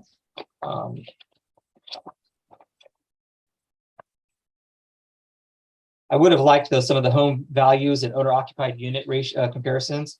They do Millbrae and San Mateo County Bay Area, but they don't break it down by local neighbors like San Bruno and Burlingame. That would have been more nice. We do that when we do our park and rec planning and did our statements for that when I was on the park and rec.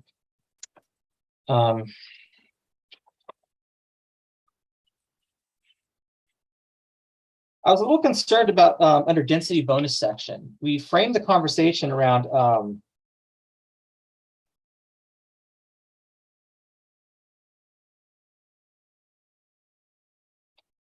I'm sorry, it was in the ADU section. There's a page on the ADUs where we list the number of permits given, and it shows a number of 9 and 28. And then as you read further in documents, the number of ADUs built, which is 6 and 18 within the last 2 years. It seems like there's a disconnect there. I'm assuming maybe those are permitted but never built. And maybe in that section of, I think it's 5.1, we actually call out ahead that it's permitted and the build number. It's inconsistency is what it looks like across the document. And it took me about 10 minutes to realize one was the permit and one was the number built. I also noticed that in the entire document, I couldn't find any reference to housing being built on a school property. And yet we know Millbrae is imminently going to be in a debate about such things. Is there a reason why that's excluded?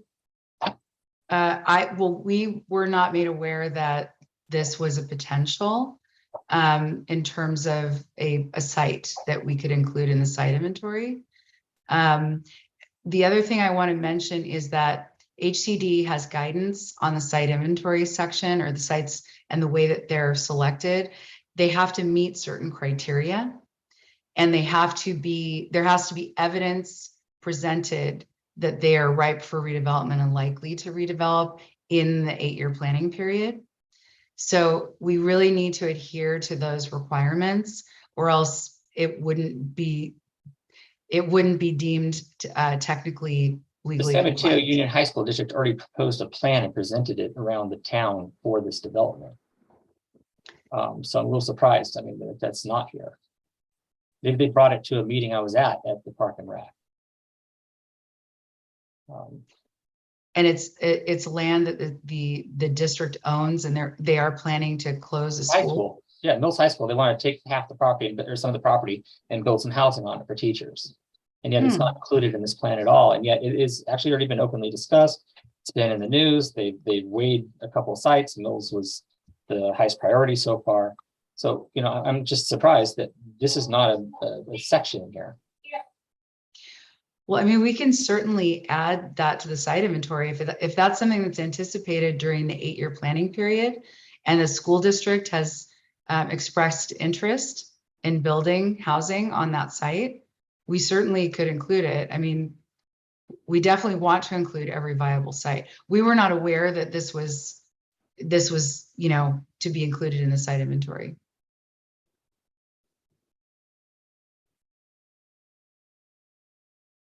Oh, I think you're on mute. Sorry, my daughter was talking in the background. I suppose there's pros and cons of putting it on the plan. I just think it's realistic to make sure it's included because it's already an open conversation. And I'd like to say too, that when you have your annual progress report, you know, a lot of times what happens is housing will be built that wasn't necessarily identified as a site, and you will get credit for it. Either way, if other developments happen outside of the ones that have been identified, it's okay. HCD's happy. The more housing, the better. So it's not required that we identify every site. It's great to include every site, but you're not absolutely required as long as you can meet your Rhna numbers. Okay. All right, well, that's fine. Just, you know, I think maybe staff might want to think about whether or not that's worthy of inclusion. See the ADUs, the numbers there. I guess it was actually on 372 was the section in which you called up the number of permits for ADUs that were granted, and it exceeded the number that were built and counted for further on in the document. I thought it was nice to see that we permitted more than were built. Maybe we should have some credit for the permitting over the build.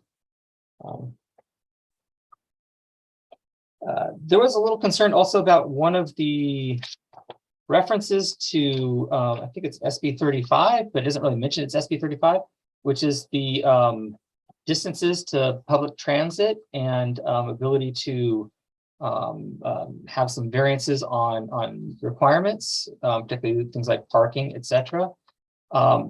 Uses the term major transit centers, but that's not what SB 35 says. It's public some bus stop counts according to SB 35. And so the wording chosen in there is actually seems a little incongruent with the actual law. So in addition to SB 35, there have actually been other changes in state law that are relate to housing near transit. And so that reference wasn't specific to SB 35. Okay. But we are, we're tracking with all the, you know, because there are bills every year that get passed. And then housing, you know, near transit it seems like there's a bill every year related to that. So it's just an inventory of all the things that have occurred. Well, being that it's no longer required to be a major transit center, I think I was just maybe saying we should take out the word major and just say transit. Yeah, we'll check that reference with the you know, sort of the legal. It came up a couple of reference. times that I was reading through. I thought, oh, there's another one where it says major instead of. Okay, we will check that. Here's my comment about the RH&A comparators. You already addressed that. And the numbers. I was a little shocked on 762 that we pulled up a church as a potential development site. Not sure how the public feels about that, but that's usually a little bit of a contentious location. The only church that came up as a development site has a proposed development, and they're adding 1 unit onto it. Great. Oh yeah, I did say 1 unit. Okay. That's one of those 3 with just the 1 unit in process. Got it. Okay.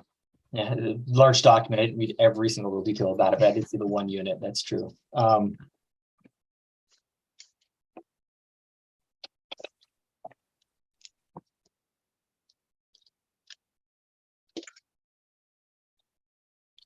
guess I only had one other section which I was trying to figure out how to phrase, and it really come down to some of the variances that are being allowed for high density, you know, we want to help them to meet their goals. At the same time, we want to make sure that their goals are achieved in the way that they're intended to be achieved. But we don't have anything that addresses how the city helps to promote them to achieve the goals of driverless ownership. People who are going to use public transit more. We don't provide any language around how we want them to use, you know, provide shuttle systems or provide access to public transit.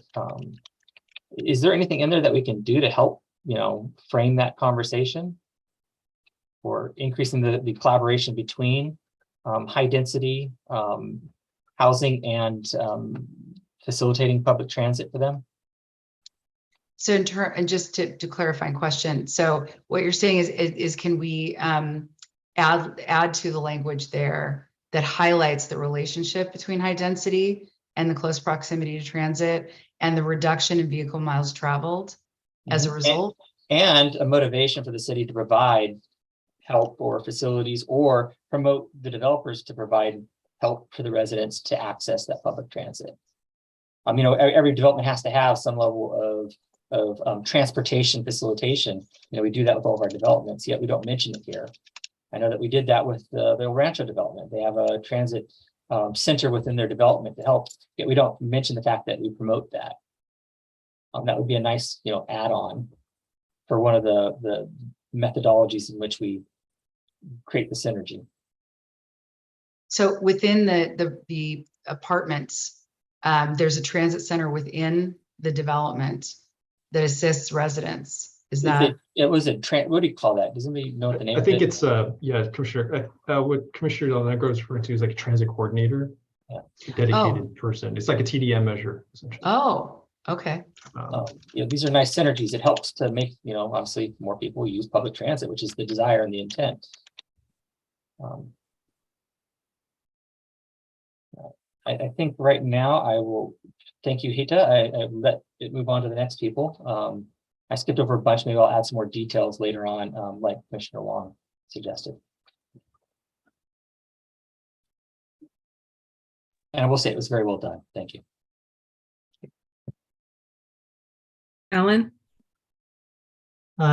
Yes, going back to the bottom line numbers, the question, are we going to meet our RHNA goals or not? Is that summarized? I'm looking here on table 7-10, page 7-34.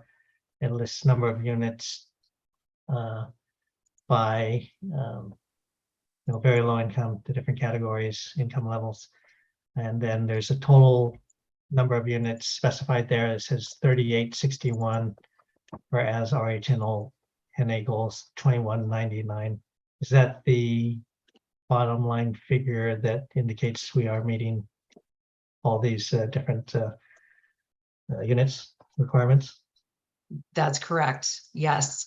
So as I mentioned during the presentation, HCD guidance says that they would like a 15 to 30% buffer within the lower income categories in particular, on top of what your Rhna is. So that's why the number is more than what your baseline Rhna number is, with the acknowledgement that, you know, this is a plan and that developments may not occur exactly the way that we have laid out in the housing element, because it's really up to the development community. The city's putting the framework and foundation in place, but it's really up to developers to build the units. It may not happen exactly in the way that we're saying. It may not be exactly the number of affordable units or market rate. It might be different. So that's why the buffer, to account for those differences when development actually occurs. So you've got more there. It is a violation of state law to have less units planned on sites than what your Rhna is in the affordable housing categories. There was a lawsuit with the city of Huntington Beach. HCD sued them a couple of years ago and they did not prevail because they downzoned a site that they identified in their housing element as an affordable housing site. And it was zoned at a certain density and they reduced the density and it was being proposed for a market rate development.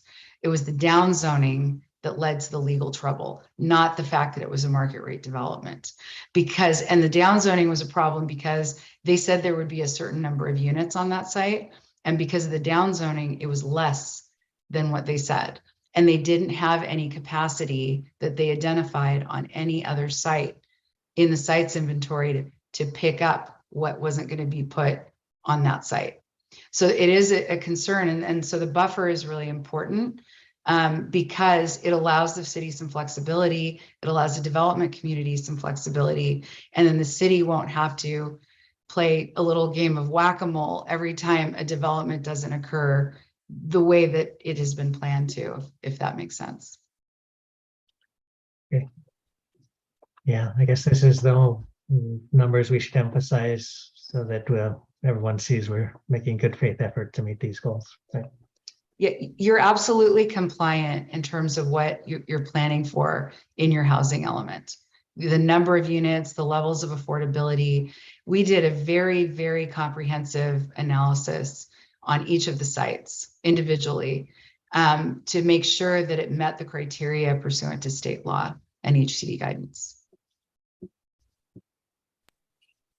If I Okay, can, yeah, if I can congratulate add- the City of Millbrae Planning Department on this job. If I can add something, so the site on the school that Commissioner Del Nagro mentioned earlier, like that would increase the buffer that we have. So, you know, it wouldn't make us like more compliant or anything. It would just make it easier for the city to deal with any developments that don't turn out. And, you know, the estimates that we came up with are actually pretty conservative. We tried to make things very comparable to what is already happening in the city.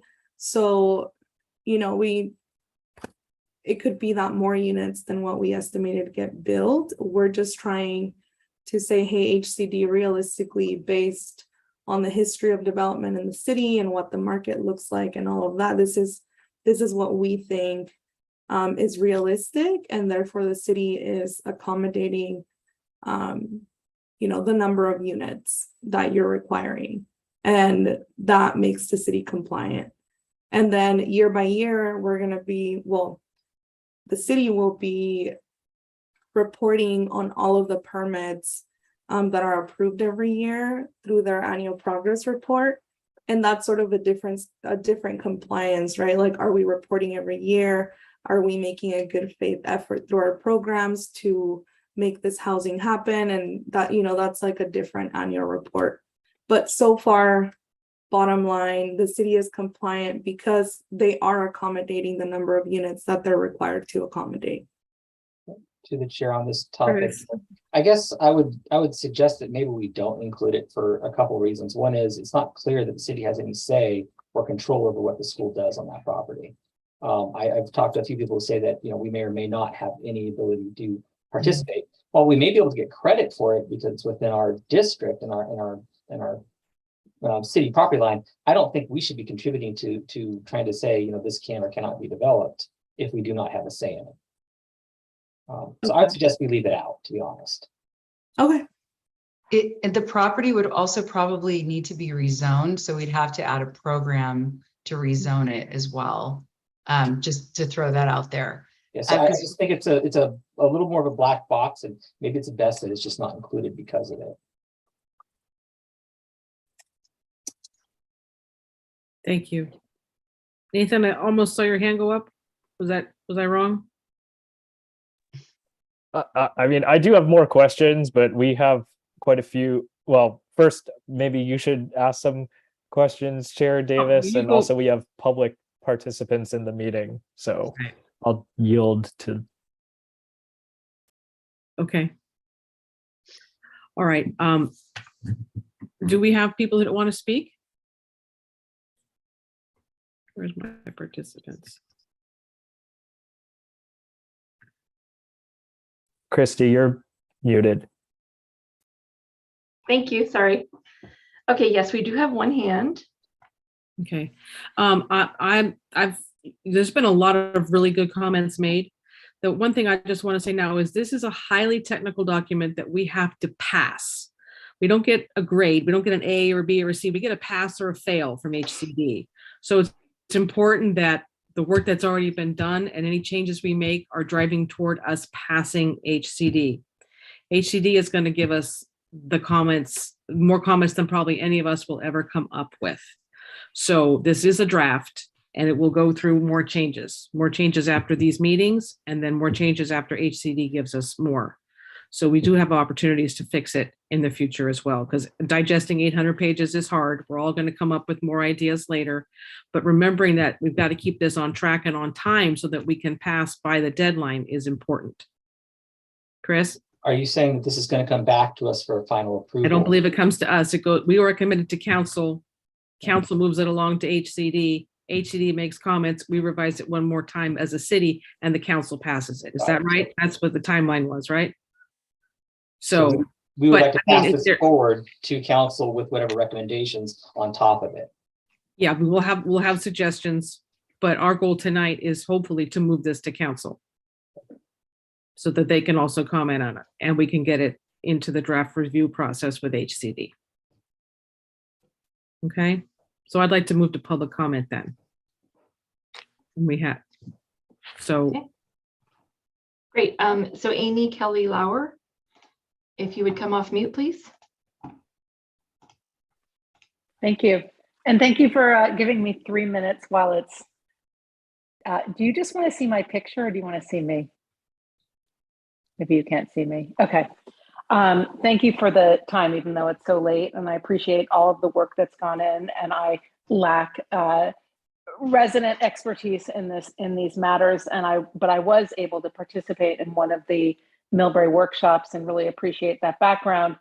A couple of things that occurred to me with how our city is becoming younger and more diverse is, what are we doing not only to get close to the assigned numbers we have been given and to get credit for things, but to actually live up to our mission as a city and make this a place that's inclusive for all. And I'm thinking specifically about the people who work in this city. So I appreciate what the San Mateo County, what the Unified School District is doing with Mills.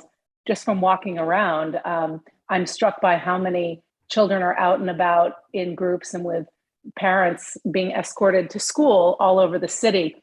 So I have concerns that the areas that we're looking at are all concentrated around the El Camino corridor and not throughout the city. If 25% of our population is preschool to school age, and this is just a trend that should continue, what are we doing to support young families who, if they make 120K, they're at the high end of low in Millbrae. So I encourage us to look at non-traditional sources like schools and easements and places where you may have to walk places, but your children can walk to aftercare, they can walk to sports, and I think it will improve the lives of the overall community. And those are my comments. Thank you so much. thank you. Christy, are there any others? Not at this time. Alrighty then. Can we have a motion to close the public comment? Nathan, I move we close public comment. I'll second. votes? Commissioner Chan, Yes. Commissioner Del Negro, Yes. Vice Chair Wong, Yes. Chair Davis. Yes, Thank you. Public comment is now closed. thank you. Does anybody have any, Nathan, there you go. You do. Yes. I have a couple more questions. And hopefully these will be brief. So the fifth cycle review analysis. One thing that I felt like was missing from that was, so it evaluated our progress against the Rhna from last cycle. But as far as I can tell, it didn't evaluate our progress against the site capacity that was identified in the fifth cycle.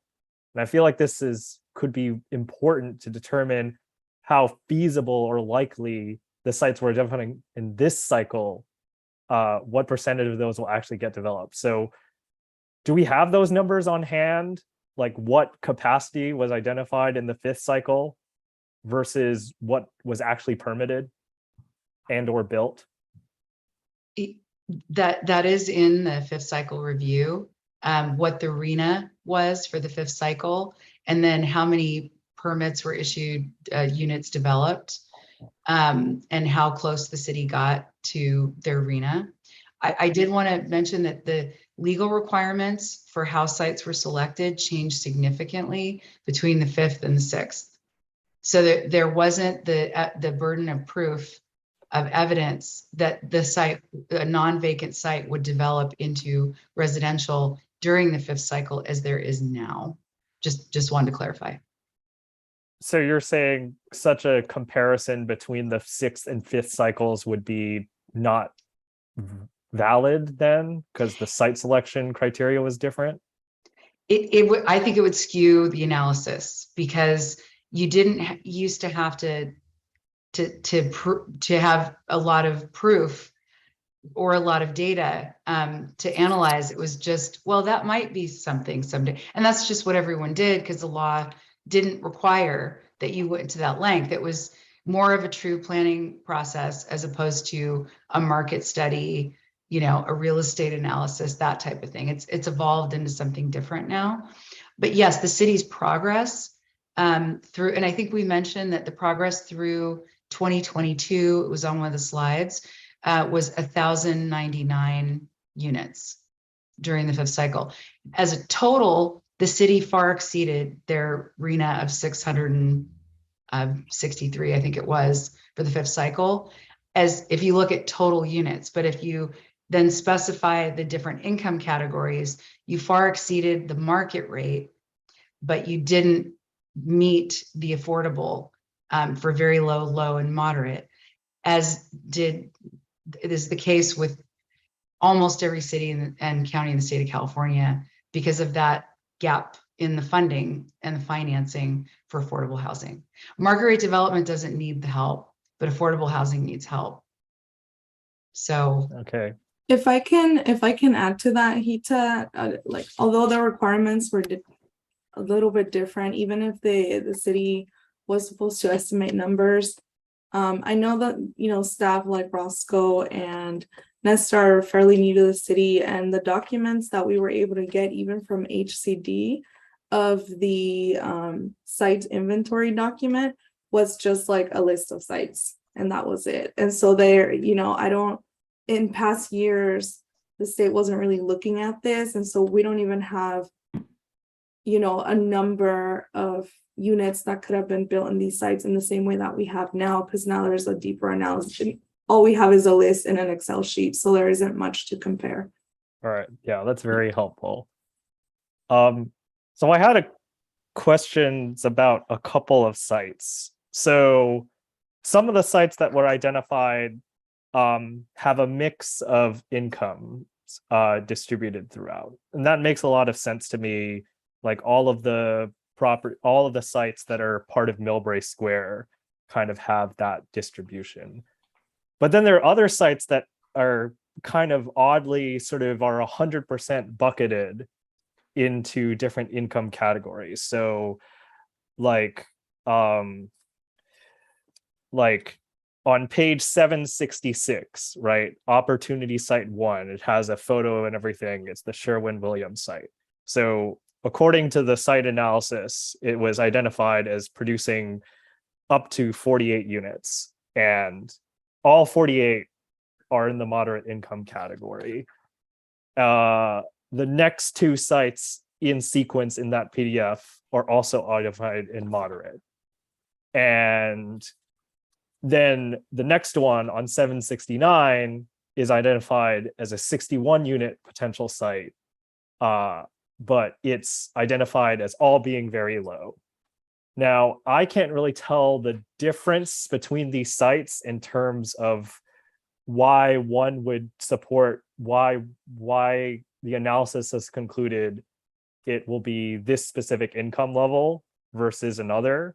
They're all on El Camino. They're all part of the higher density mixed use category. So I read through the blurbs to try to understand it, and I didn't see any sort of hint as to why it's more likely that this would be 100% affordable at this income level, 100% affordable at this income level, as opposed to a mixed project, which is what we've been approving. We've been approving mixed projects, not 100% projects. yeah. So the answer lies in the state legal requirements for what characteristic a site has to have to be included in the site's inventory, and also some other factors. So the state law says that you can't designate a site with moderate income units that is a max density of more than 100. So we are prohibited based on state law from identifying for planning purposes, for designating moderate income units on a site that has more than 100 units per acre density on the max, right? If the max is at 100 or below, that's okay. So there's this process you have to follow in terms of what the state requires for density. And similarly, lower income, which includes very low and low, has to have it has to be zoned for at least 30 units per acre, which is a non-issue for Millbrae. So we were limited by the density on designating moderate income units on sites. The other factor that we had is that you already have in the pipeline more market rate units than what your Rhna requirement is. You've exceeded it already, your market rate, or above moderate. Therefore, any additional sites that we designate, we need to be cognizant of how many sites are available in the city for housing that are zoned appropriately, unless there's a major rezoning initiative that could be for housing. And so given the city's size and the land use patterns in the city, that whittles the group down, significantly. And so we have a certain number of sites that are available for housing, but we also have to plan for hundreds of affordable units. So that it was the methodology going through is what sites will meet the legal criteria, and we can provide evidence that they're ripe for redevelopment, that there's property owner interest, that they're underutilized or obsolete sites potentially, that meet the zoning requirements for affordable. Because at the end of the day, the city does have to zone for all the Rhna for the affordable, plus the buffers, given the pool of sites that are available in the city, if that makes sense. I think I understand. I guess I'm just I think the thing that I'm kind of struggling with is that I just don't, I feel like what will actually go up on one of these sites is going to be some kind of mixed use development, right? So the fact that it says the net units is this number and 100% is going to be in some kind of income designated category, it just doesn't, like if every single site had a mix of income levels, or even if so let's take one of these examples, right? The one that I said was very 769, right? Why, it says 61 units that are all going to be very low, but realistically it feels to me that the number of units that would be developed to hit that very low number would be at least double that, right? And that's already a 50% affordable project if there were double the number of units on that site. So at least to me, that feels more realistic than hoping that this could be 100% project would go on this site. Because if I'm understanding you correctly, what you're saying is that I get that we picked that site in order to say it meets the legally required definition for the density and it could support very low. But when the top line number is not higher than that, I'm skeptical. So the size of the site is somewhat limiting. It's barely half an acre. We also did, and we included a table in the chapter, and I don't know what it is offhand, but we included a table in chapter 7 that did an analysis. So we looked at 100% affordable housing projects in the general county region. that have occurred in the last 5 to 8 years that involved privately owned property that was at least a half acre. And there was previously a parking lot or a commercial building, right? So privately owned, not publicly owned, redeveloped from a commercial use, even if it was parking, into 100% affordable. And we found over a dozen that are done. That didn't even include anything that's in the pipeline. That's completed certificate of occupancy. So what that told us is, for the purposes of what's possible, what's financially feasible, there were many sites that looked a lot like the Millbrae sites, where there were 100% affordable housing projects done, completed.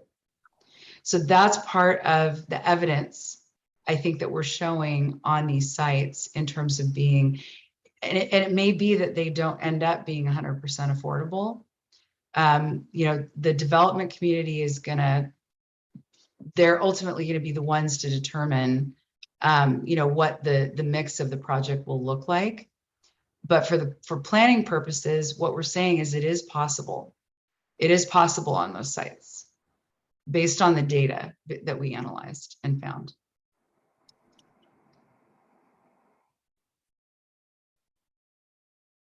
All right, thanks for the explanation. Okay. Any other comments? I have one map issue I totally Okay. forgot about, which is on Hemlock on the southwest side in the corner. Some of those housings actually already are commercial mixed use. And I don't think the maps actually showed that, or at least the color was not apparent in the small print within the binder. I would ask that Nestor or Roscoe that you at least confirm whether or not, you know, we've accounted for mixed use residential commercial on Hemlock. Oh, what figure are we looking at, or what page? Oh, geez. Sorry. Ask me to dig through the. It was on one of the maps that show different types of zones within. I think it was even in some of the. Isn't half of one side of the street on Hemlock commercial? Hemlock. It's actually has commercial and Commercial, and then the homes on there are grandfathered in, basically. Yeah, it's commercial. It's not commercial mixed use. It's just commercial. Yeah, it's commercial. With residential on it. Yeah, but I don't think they're colored right according to the maps. Is it colored commercial? Yeah, I don't think so. I don't think they. Okay. And I'm just asking that, make sure we get that accurate if it is part of the detail there. And you know what? I would have loved if the airplane noise sound map actually included all of Millbrae, just not like the proximal area near the airport. I think people want to know. I'm always looking for those numbers that we know them. Would have been nice. It was just a reflection of a memory that I had. Okay. Anything else? Oh, Nathan, hands back up. Yeah, this is just a process question. So in terms of Chair Davis, you said basically we need to vote to pass this tonight. But then I can think of at least 3 different ways that we can give feedback on this plan. So one is some of the commissioners said that they would write comments in. Obviously, we've been talking about it in this meeting. Maybe we went in our conveyance of the housing element when we pass it, we can have formal, like, this is what the planning commission thinks. Are those all viable mechanisms to provide feedback, or is there an avenue that's preferred? I guess you're just like, what does staff and the chair think? Yeah, Roscoe, what do you think? Do you want us to give a list tonight, or would you rather us all just email you comments later? Were there some that you heard for sure you want to make and you're just going to note those in the minutes? What makes most sense? We want to be efficient. Right. So I suggest the commission provide comments this evening, or if there are additional comments, we can certainly receive some of those after the meeting. I do caution, though, that we are provided that the the commission recommends that recommends this pass on to the city council. The city council meeting for that would be on October 11th, and we would need additional time to prepare responses. So we would need comments in quick order. Can I suggest possibly that you create a summary of the comments and each of us can then, give a feedback that, hey, yeah, that covered everything I thought of or everything that we had talked about. And well, we don't need to necessarily see it again or approve it or anything like that. Just that it's passed on to city council along with the document. This is the planning commission's feedback. Yeah, we can provide a summary of the feedback that we received this evening. So I've actually been taking notes because we do put all of the comments for the meetings together for an appendix, the one for the community engagement. So I can clean up my summary and then provide it to staff so that they can share with you and you can make revisions if you'd like. And then I did want to add, we're in the 30-day review period. And you all are commissioners, you're also part of the public. And so you can still provide comments that we are required by law to look at and address over a 10-day business day period after that 30-day period. So you can still send comments that we will have to consider. And then that would be incorporated into the housing element before we send it to HCD. HCD will make its comments, send it back. We will have to make more changes. It'll go back to the public, so you'll have another opportunity to make more comments if you wish, which we will also have to consider and incorporate and submit. And then once the housing element is certified, the city can still amend it if it wishes. It's just, there's this balance between trying to capture everything and trying to comply with the law and trying to meet deadlines. So, there is an opportunity to make more changes later. I think right now we want to get the city certified, compliant, and just through this process because a lot of cities are struggling to get there. When we submit this to the state, will it still be, say, draft? It won't say final, right? Okay. Correct. So it'll still be in draft form. Yes.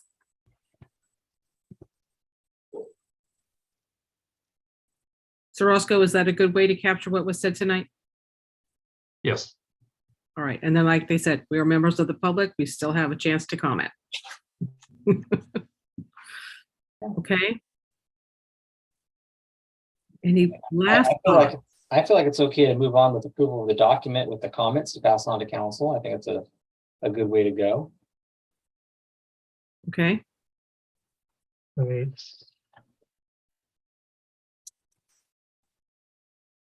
That would be part of the process, right, Roscoe? If we just take the resolution or recommendation as resolution as it is. That's normally, correct. You would normally pass along our comments with the packet. That's correct. You would be making motions to recommend that the city council accept the housing element, and then further on to direct staff to submit to HCD. Okay. All right, so I'll make a motion to accept the draft housing elements update and authorize transmittal to the California Department of Housing and Community Development pending council approval, along with the comments herein compiled by Harrison Associates to be transmitted along to the city council along with the package. Can we change that a little? It didn't actually say recommend that we're recommending the city council accept the draft. I think you missed that line in the resolution. Okay. Right, so We're recommending it to council to accept the draft. right. Okay. And I'll make a motion to recommend that city council, Millbrae City Council accept the draft housing element and authorize transmittal to the California Department of Housing and Community Development, HCD. Perfect. I will second. Thank you. Can we vote? Commissioner Chan, Yes. Commissioner Danagro, Yes. Vice Chair Wong, Yes. Chair Davis. Yes. Thank you. Motion passes 401 with Commissioner Quigg absent. Excellent. I think the city's got their money's worth out of this document. Oh, yes. Well Yes, done. let me, yeah. The amount of work that went into this, thank you, staff, and thank you, consultants, and obviously you're not done yet, so we're grateful that you're going to carry on as well and get us through the finish line later next year. All right. Here, I thought this was going to take us till 11 o'clock at night. You know what? I was willing us to finish sooner. Oh. In my head, I thought at first too, and then I said, no, we're going to be done before 10. That's it. We can do this. We'll see this again. And I think part of it was because the presentation was excellent.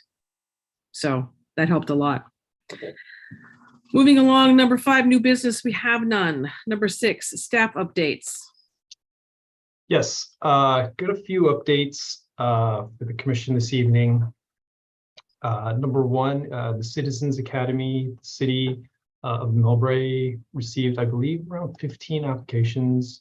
And this community development department will be making a presentation as part of this Citizens Academy on Thursday, October 13th from 5:30 p.m. to 9 p.m. So this is going to be a comprehensive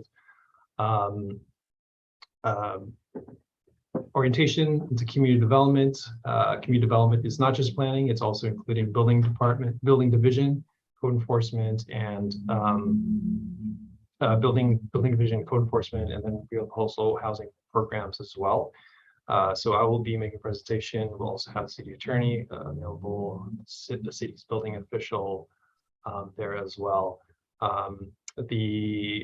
There's a total of 6 sessions in the Citizens Academy, and it actually begins with the first session 2 days, September 21st on Wednesday. And that'll be an orientation introduction to government, city council, city manager, and city attorney. The second session is Thursday, September 29th. And that'll be on the city clerk, district elections, city commissions, and committee structure. Session number 3 is Wednesday, October 5th, and that is going to cover human resources and finance. The session 4 is community development and recreation, I mentioned. And then session 5, public works. Session 5 on October 20th is going to cover public works, fire, police, community emergency response team. And then the last session is on October 27th, and that's just the closing session. So anybody is interested, the application has already been passed. So just this is more of just an FOI to the Planning Commission. Are drop-ins welcome there? No, actually you have to apply to be a part of it. And to graduate, you have to attend every session. And is this face-to-face? This is in person, yes. Yay. Yes. Second announcement, there's commissioner training, which Chrissy has set up for the commissioners. There was an email that was sent out. Just want a friendly reminder that it is going to be on October, let me double check the date, October 7th. And that is in person in Cupertino. Encourage all the planning commissioners to attend if they're able. This is a good training session for commissioners who haven't been to this training before. So Christy will send out another email after this meeting, and then you can coordinate with her on that. Is that an all-day thing? I believe so. Chair Davis, I think you're signed up, so you should have received an email. I remember saying, yes, Okay. I'd like to go, but then I didn't find another one that I may Oh, have okay. did. Yes, I did Not on enroll my you, so- calendar yet. It was like, No worries. I did enroll you, and I'll send you more information tomorrow. okay, thank you. You're welcome. Oh, okay, so just keep an eye out for that in your emails. And then lastly, the next planning commission meeting is scheduled for October 6th. This is on a Thursday. This is a special meeting on a Thursday. We will be having that because that is another big one. And this one will be on the general plan update, specific plan, EIR, and associated zoning code amendments.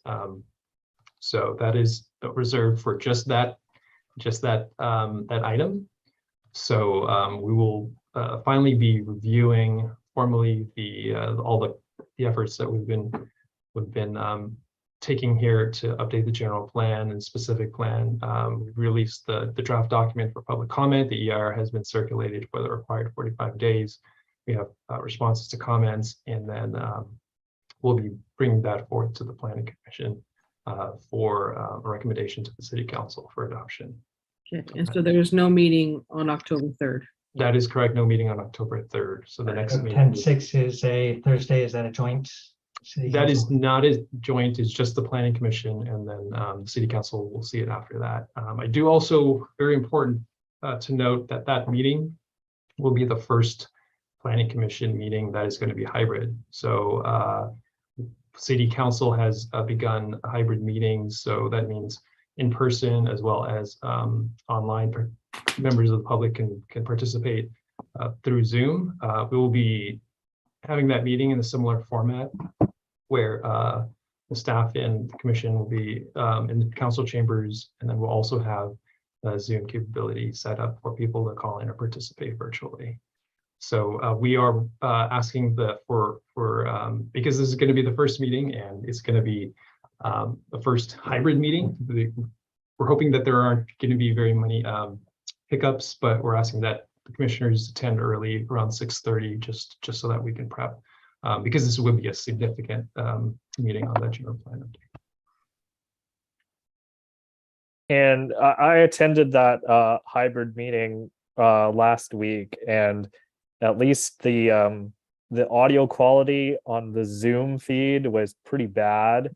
You had to kind of watch, but through MCTV it was just fine. Was staff and MCTV able to debug that and hopefully remedy it? There were some hiccups in the first meeting that we're able to resolve. I have to double check to see if the sound quality was didn't come through as well. We'll check with the city clerk. There is another city council meeting before our planning commission meeting, hybrid, so we'll see how that one goes as well, and hopefully we'll be able to iron out all the bugs. Can I just ask a clarifying question? Nathan, or sorry, Commissioner Chan, did you mean when you were listening through Zoom and it was then better through YouTube? Yes, so Okay, it was crystal clear on YouTube. Thank you. But on Zoom it was pretty bad, and the sync was slightly off. So if you were participating on Zoom, if you wanted to give public comment on Zoom, I guess you'd have to guess how off it was so you could switch back to it, because otherwise it was very, very difficult to follow the meeting on Zoom. Okay, thank you for that feedback. Sounds like when people call into radio stations, so they're always telling you to turn your radio down. You'll have to turn the YouTube off and just talk on Zoom, and then put your YouTube back on later. Would that make sense? I guess so, yeah.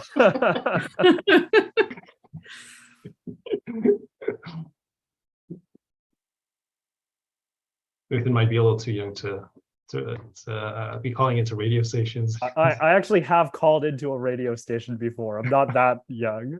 It still happens.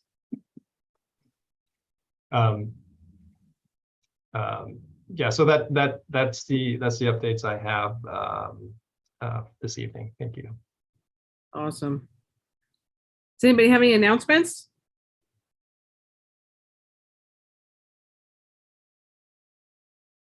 Nothing? There's a Friends of the Library book sale. What is that? What is today? On Saturday, 10 o'clock. till 2 or 3. Pop by and pick up some books. How about the Friends of the Library? I have actually one other update for the commission. So back in, I believe it was July, the commission recommended the city council override the TUD zone west of the tracks, north of Millbrae Avenue and south of the MSASB boundary. So that is scheduled to go to the city council for the draft findings next week on the 27th. And then 45 days from there, the city council will be looking to adopt the override. Okay. I would say, looking at the the calendar, the Japanese Culture Festival is before our next planning commission meeting on the 2nd of October. Oh, it's that soon? Yeah, Okay. quicker than you think. It's not the It second is. and after. Okay. And the Chamber of Commerce is hosting the Millbrae Man Woman of the Year dinner on Friday, October 14th, 22.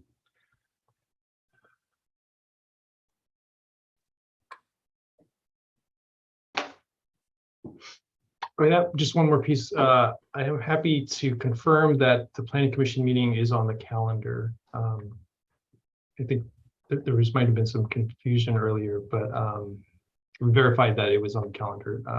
It is now. Was not earlier. Actually, I went back to it. Yeah, it refreshed. It's on there. Okay. Very strange.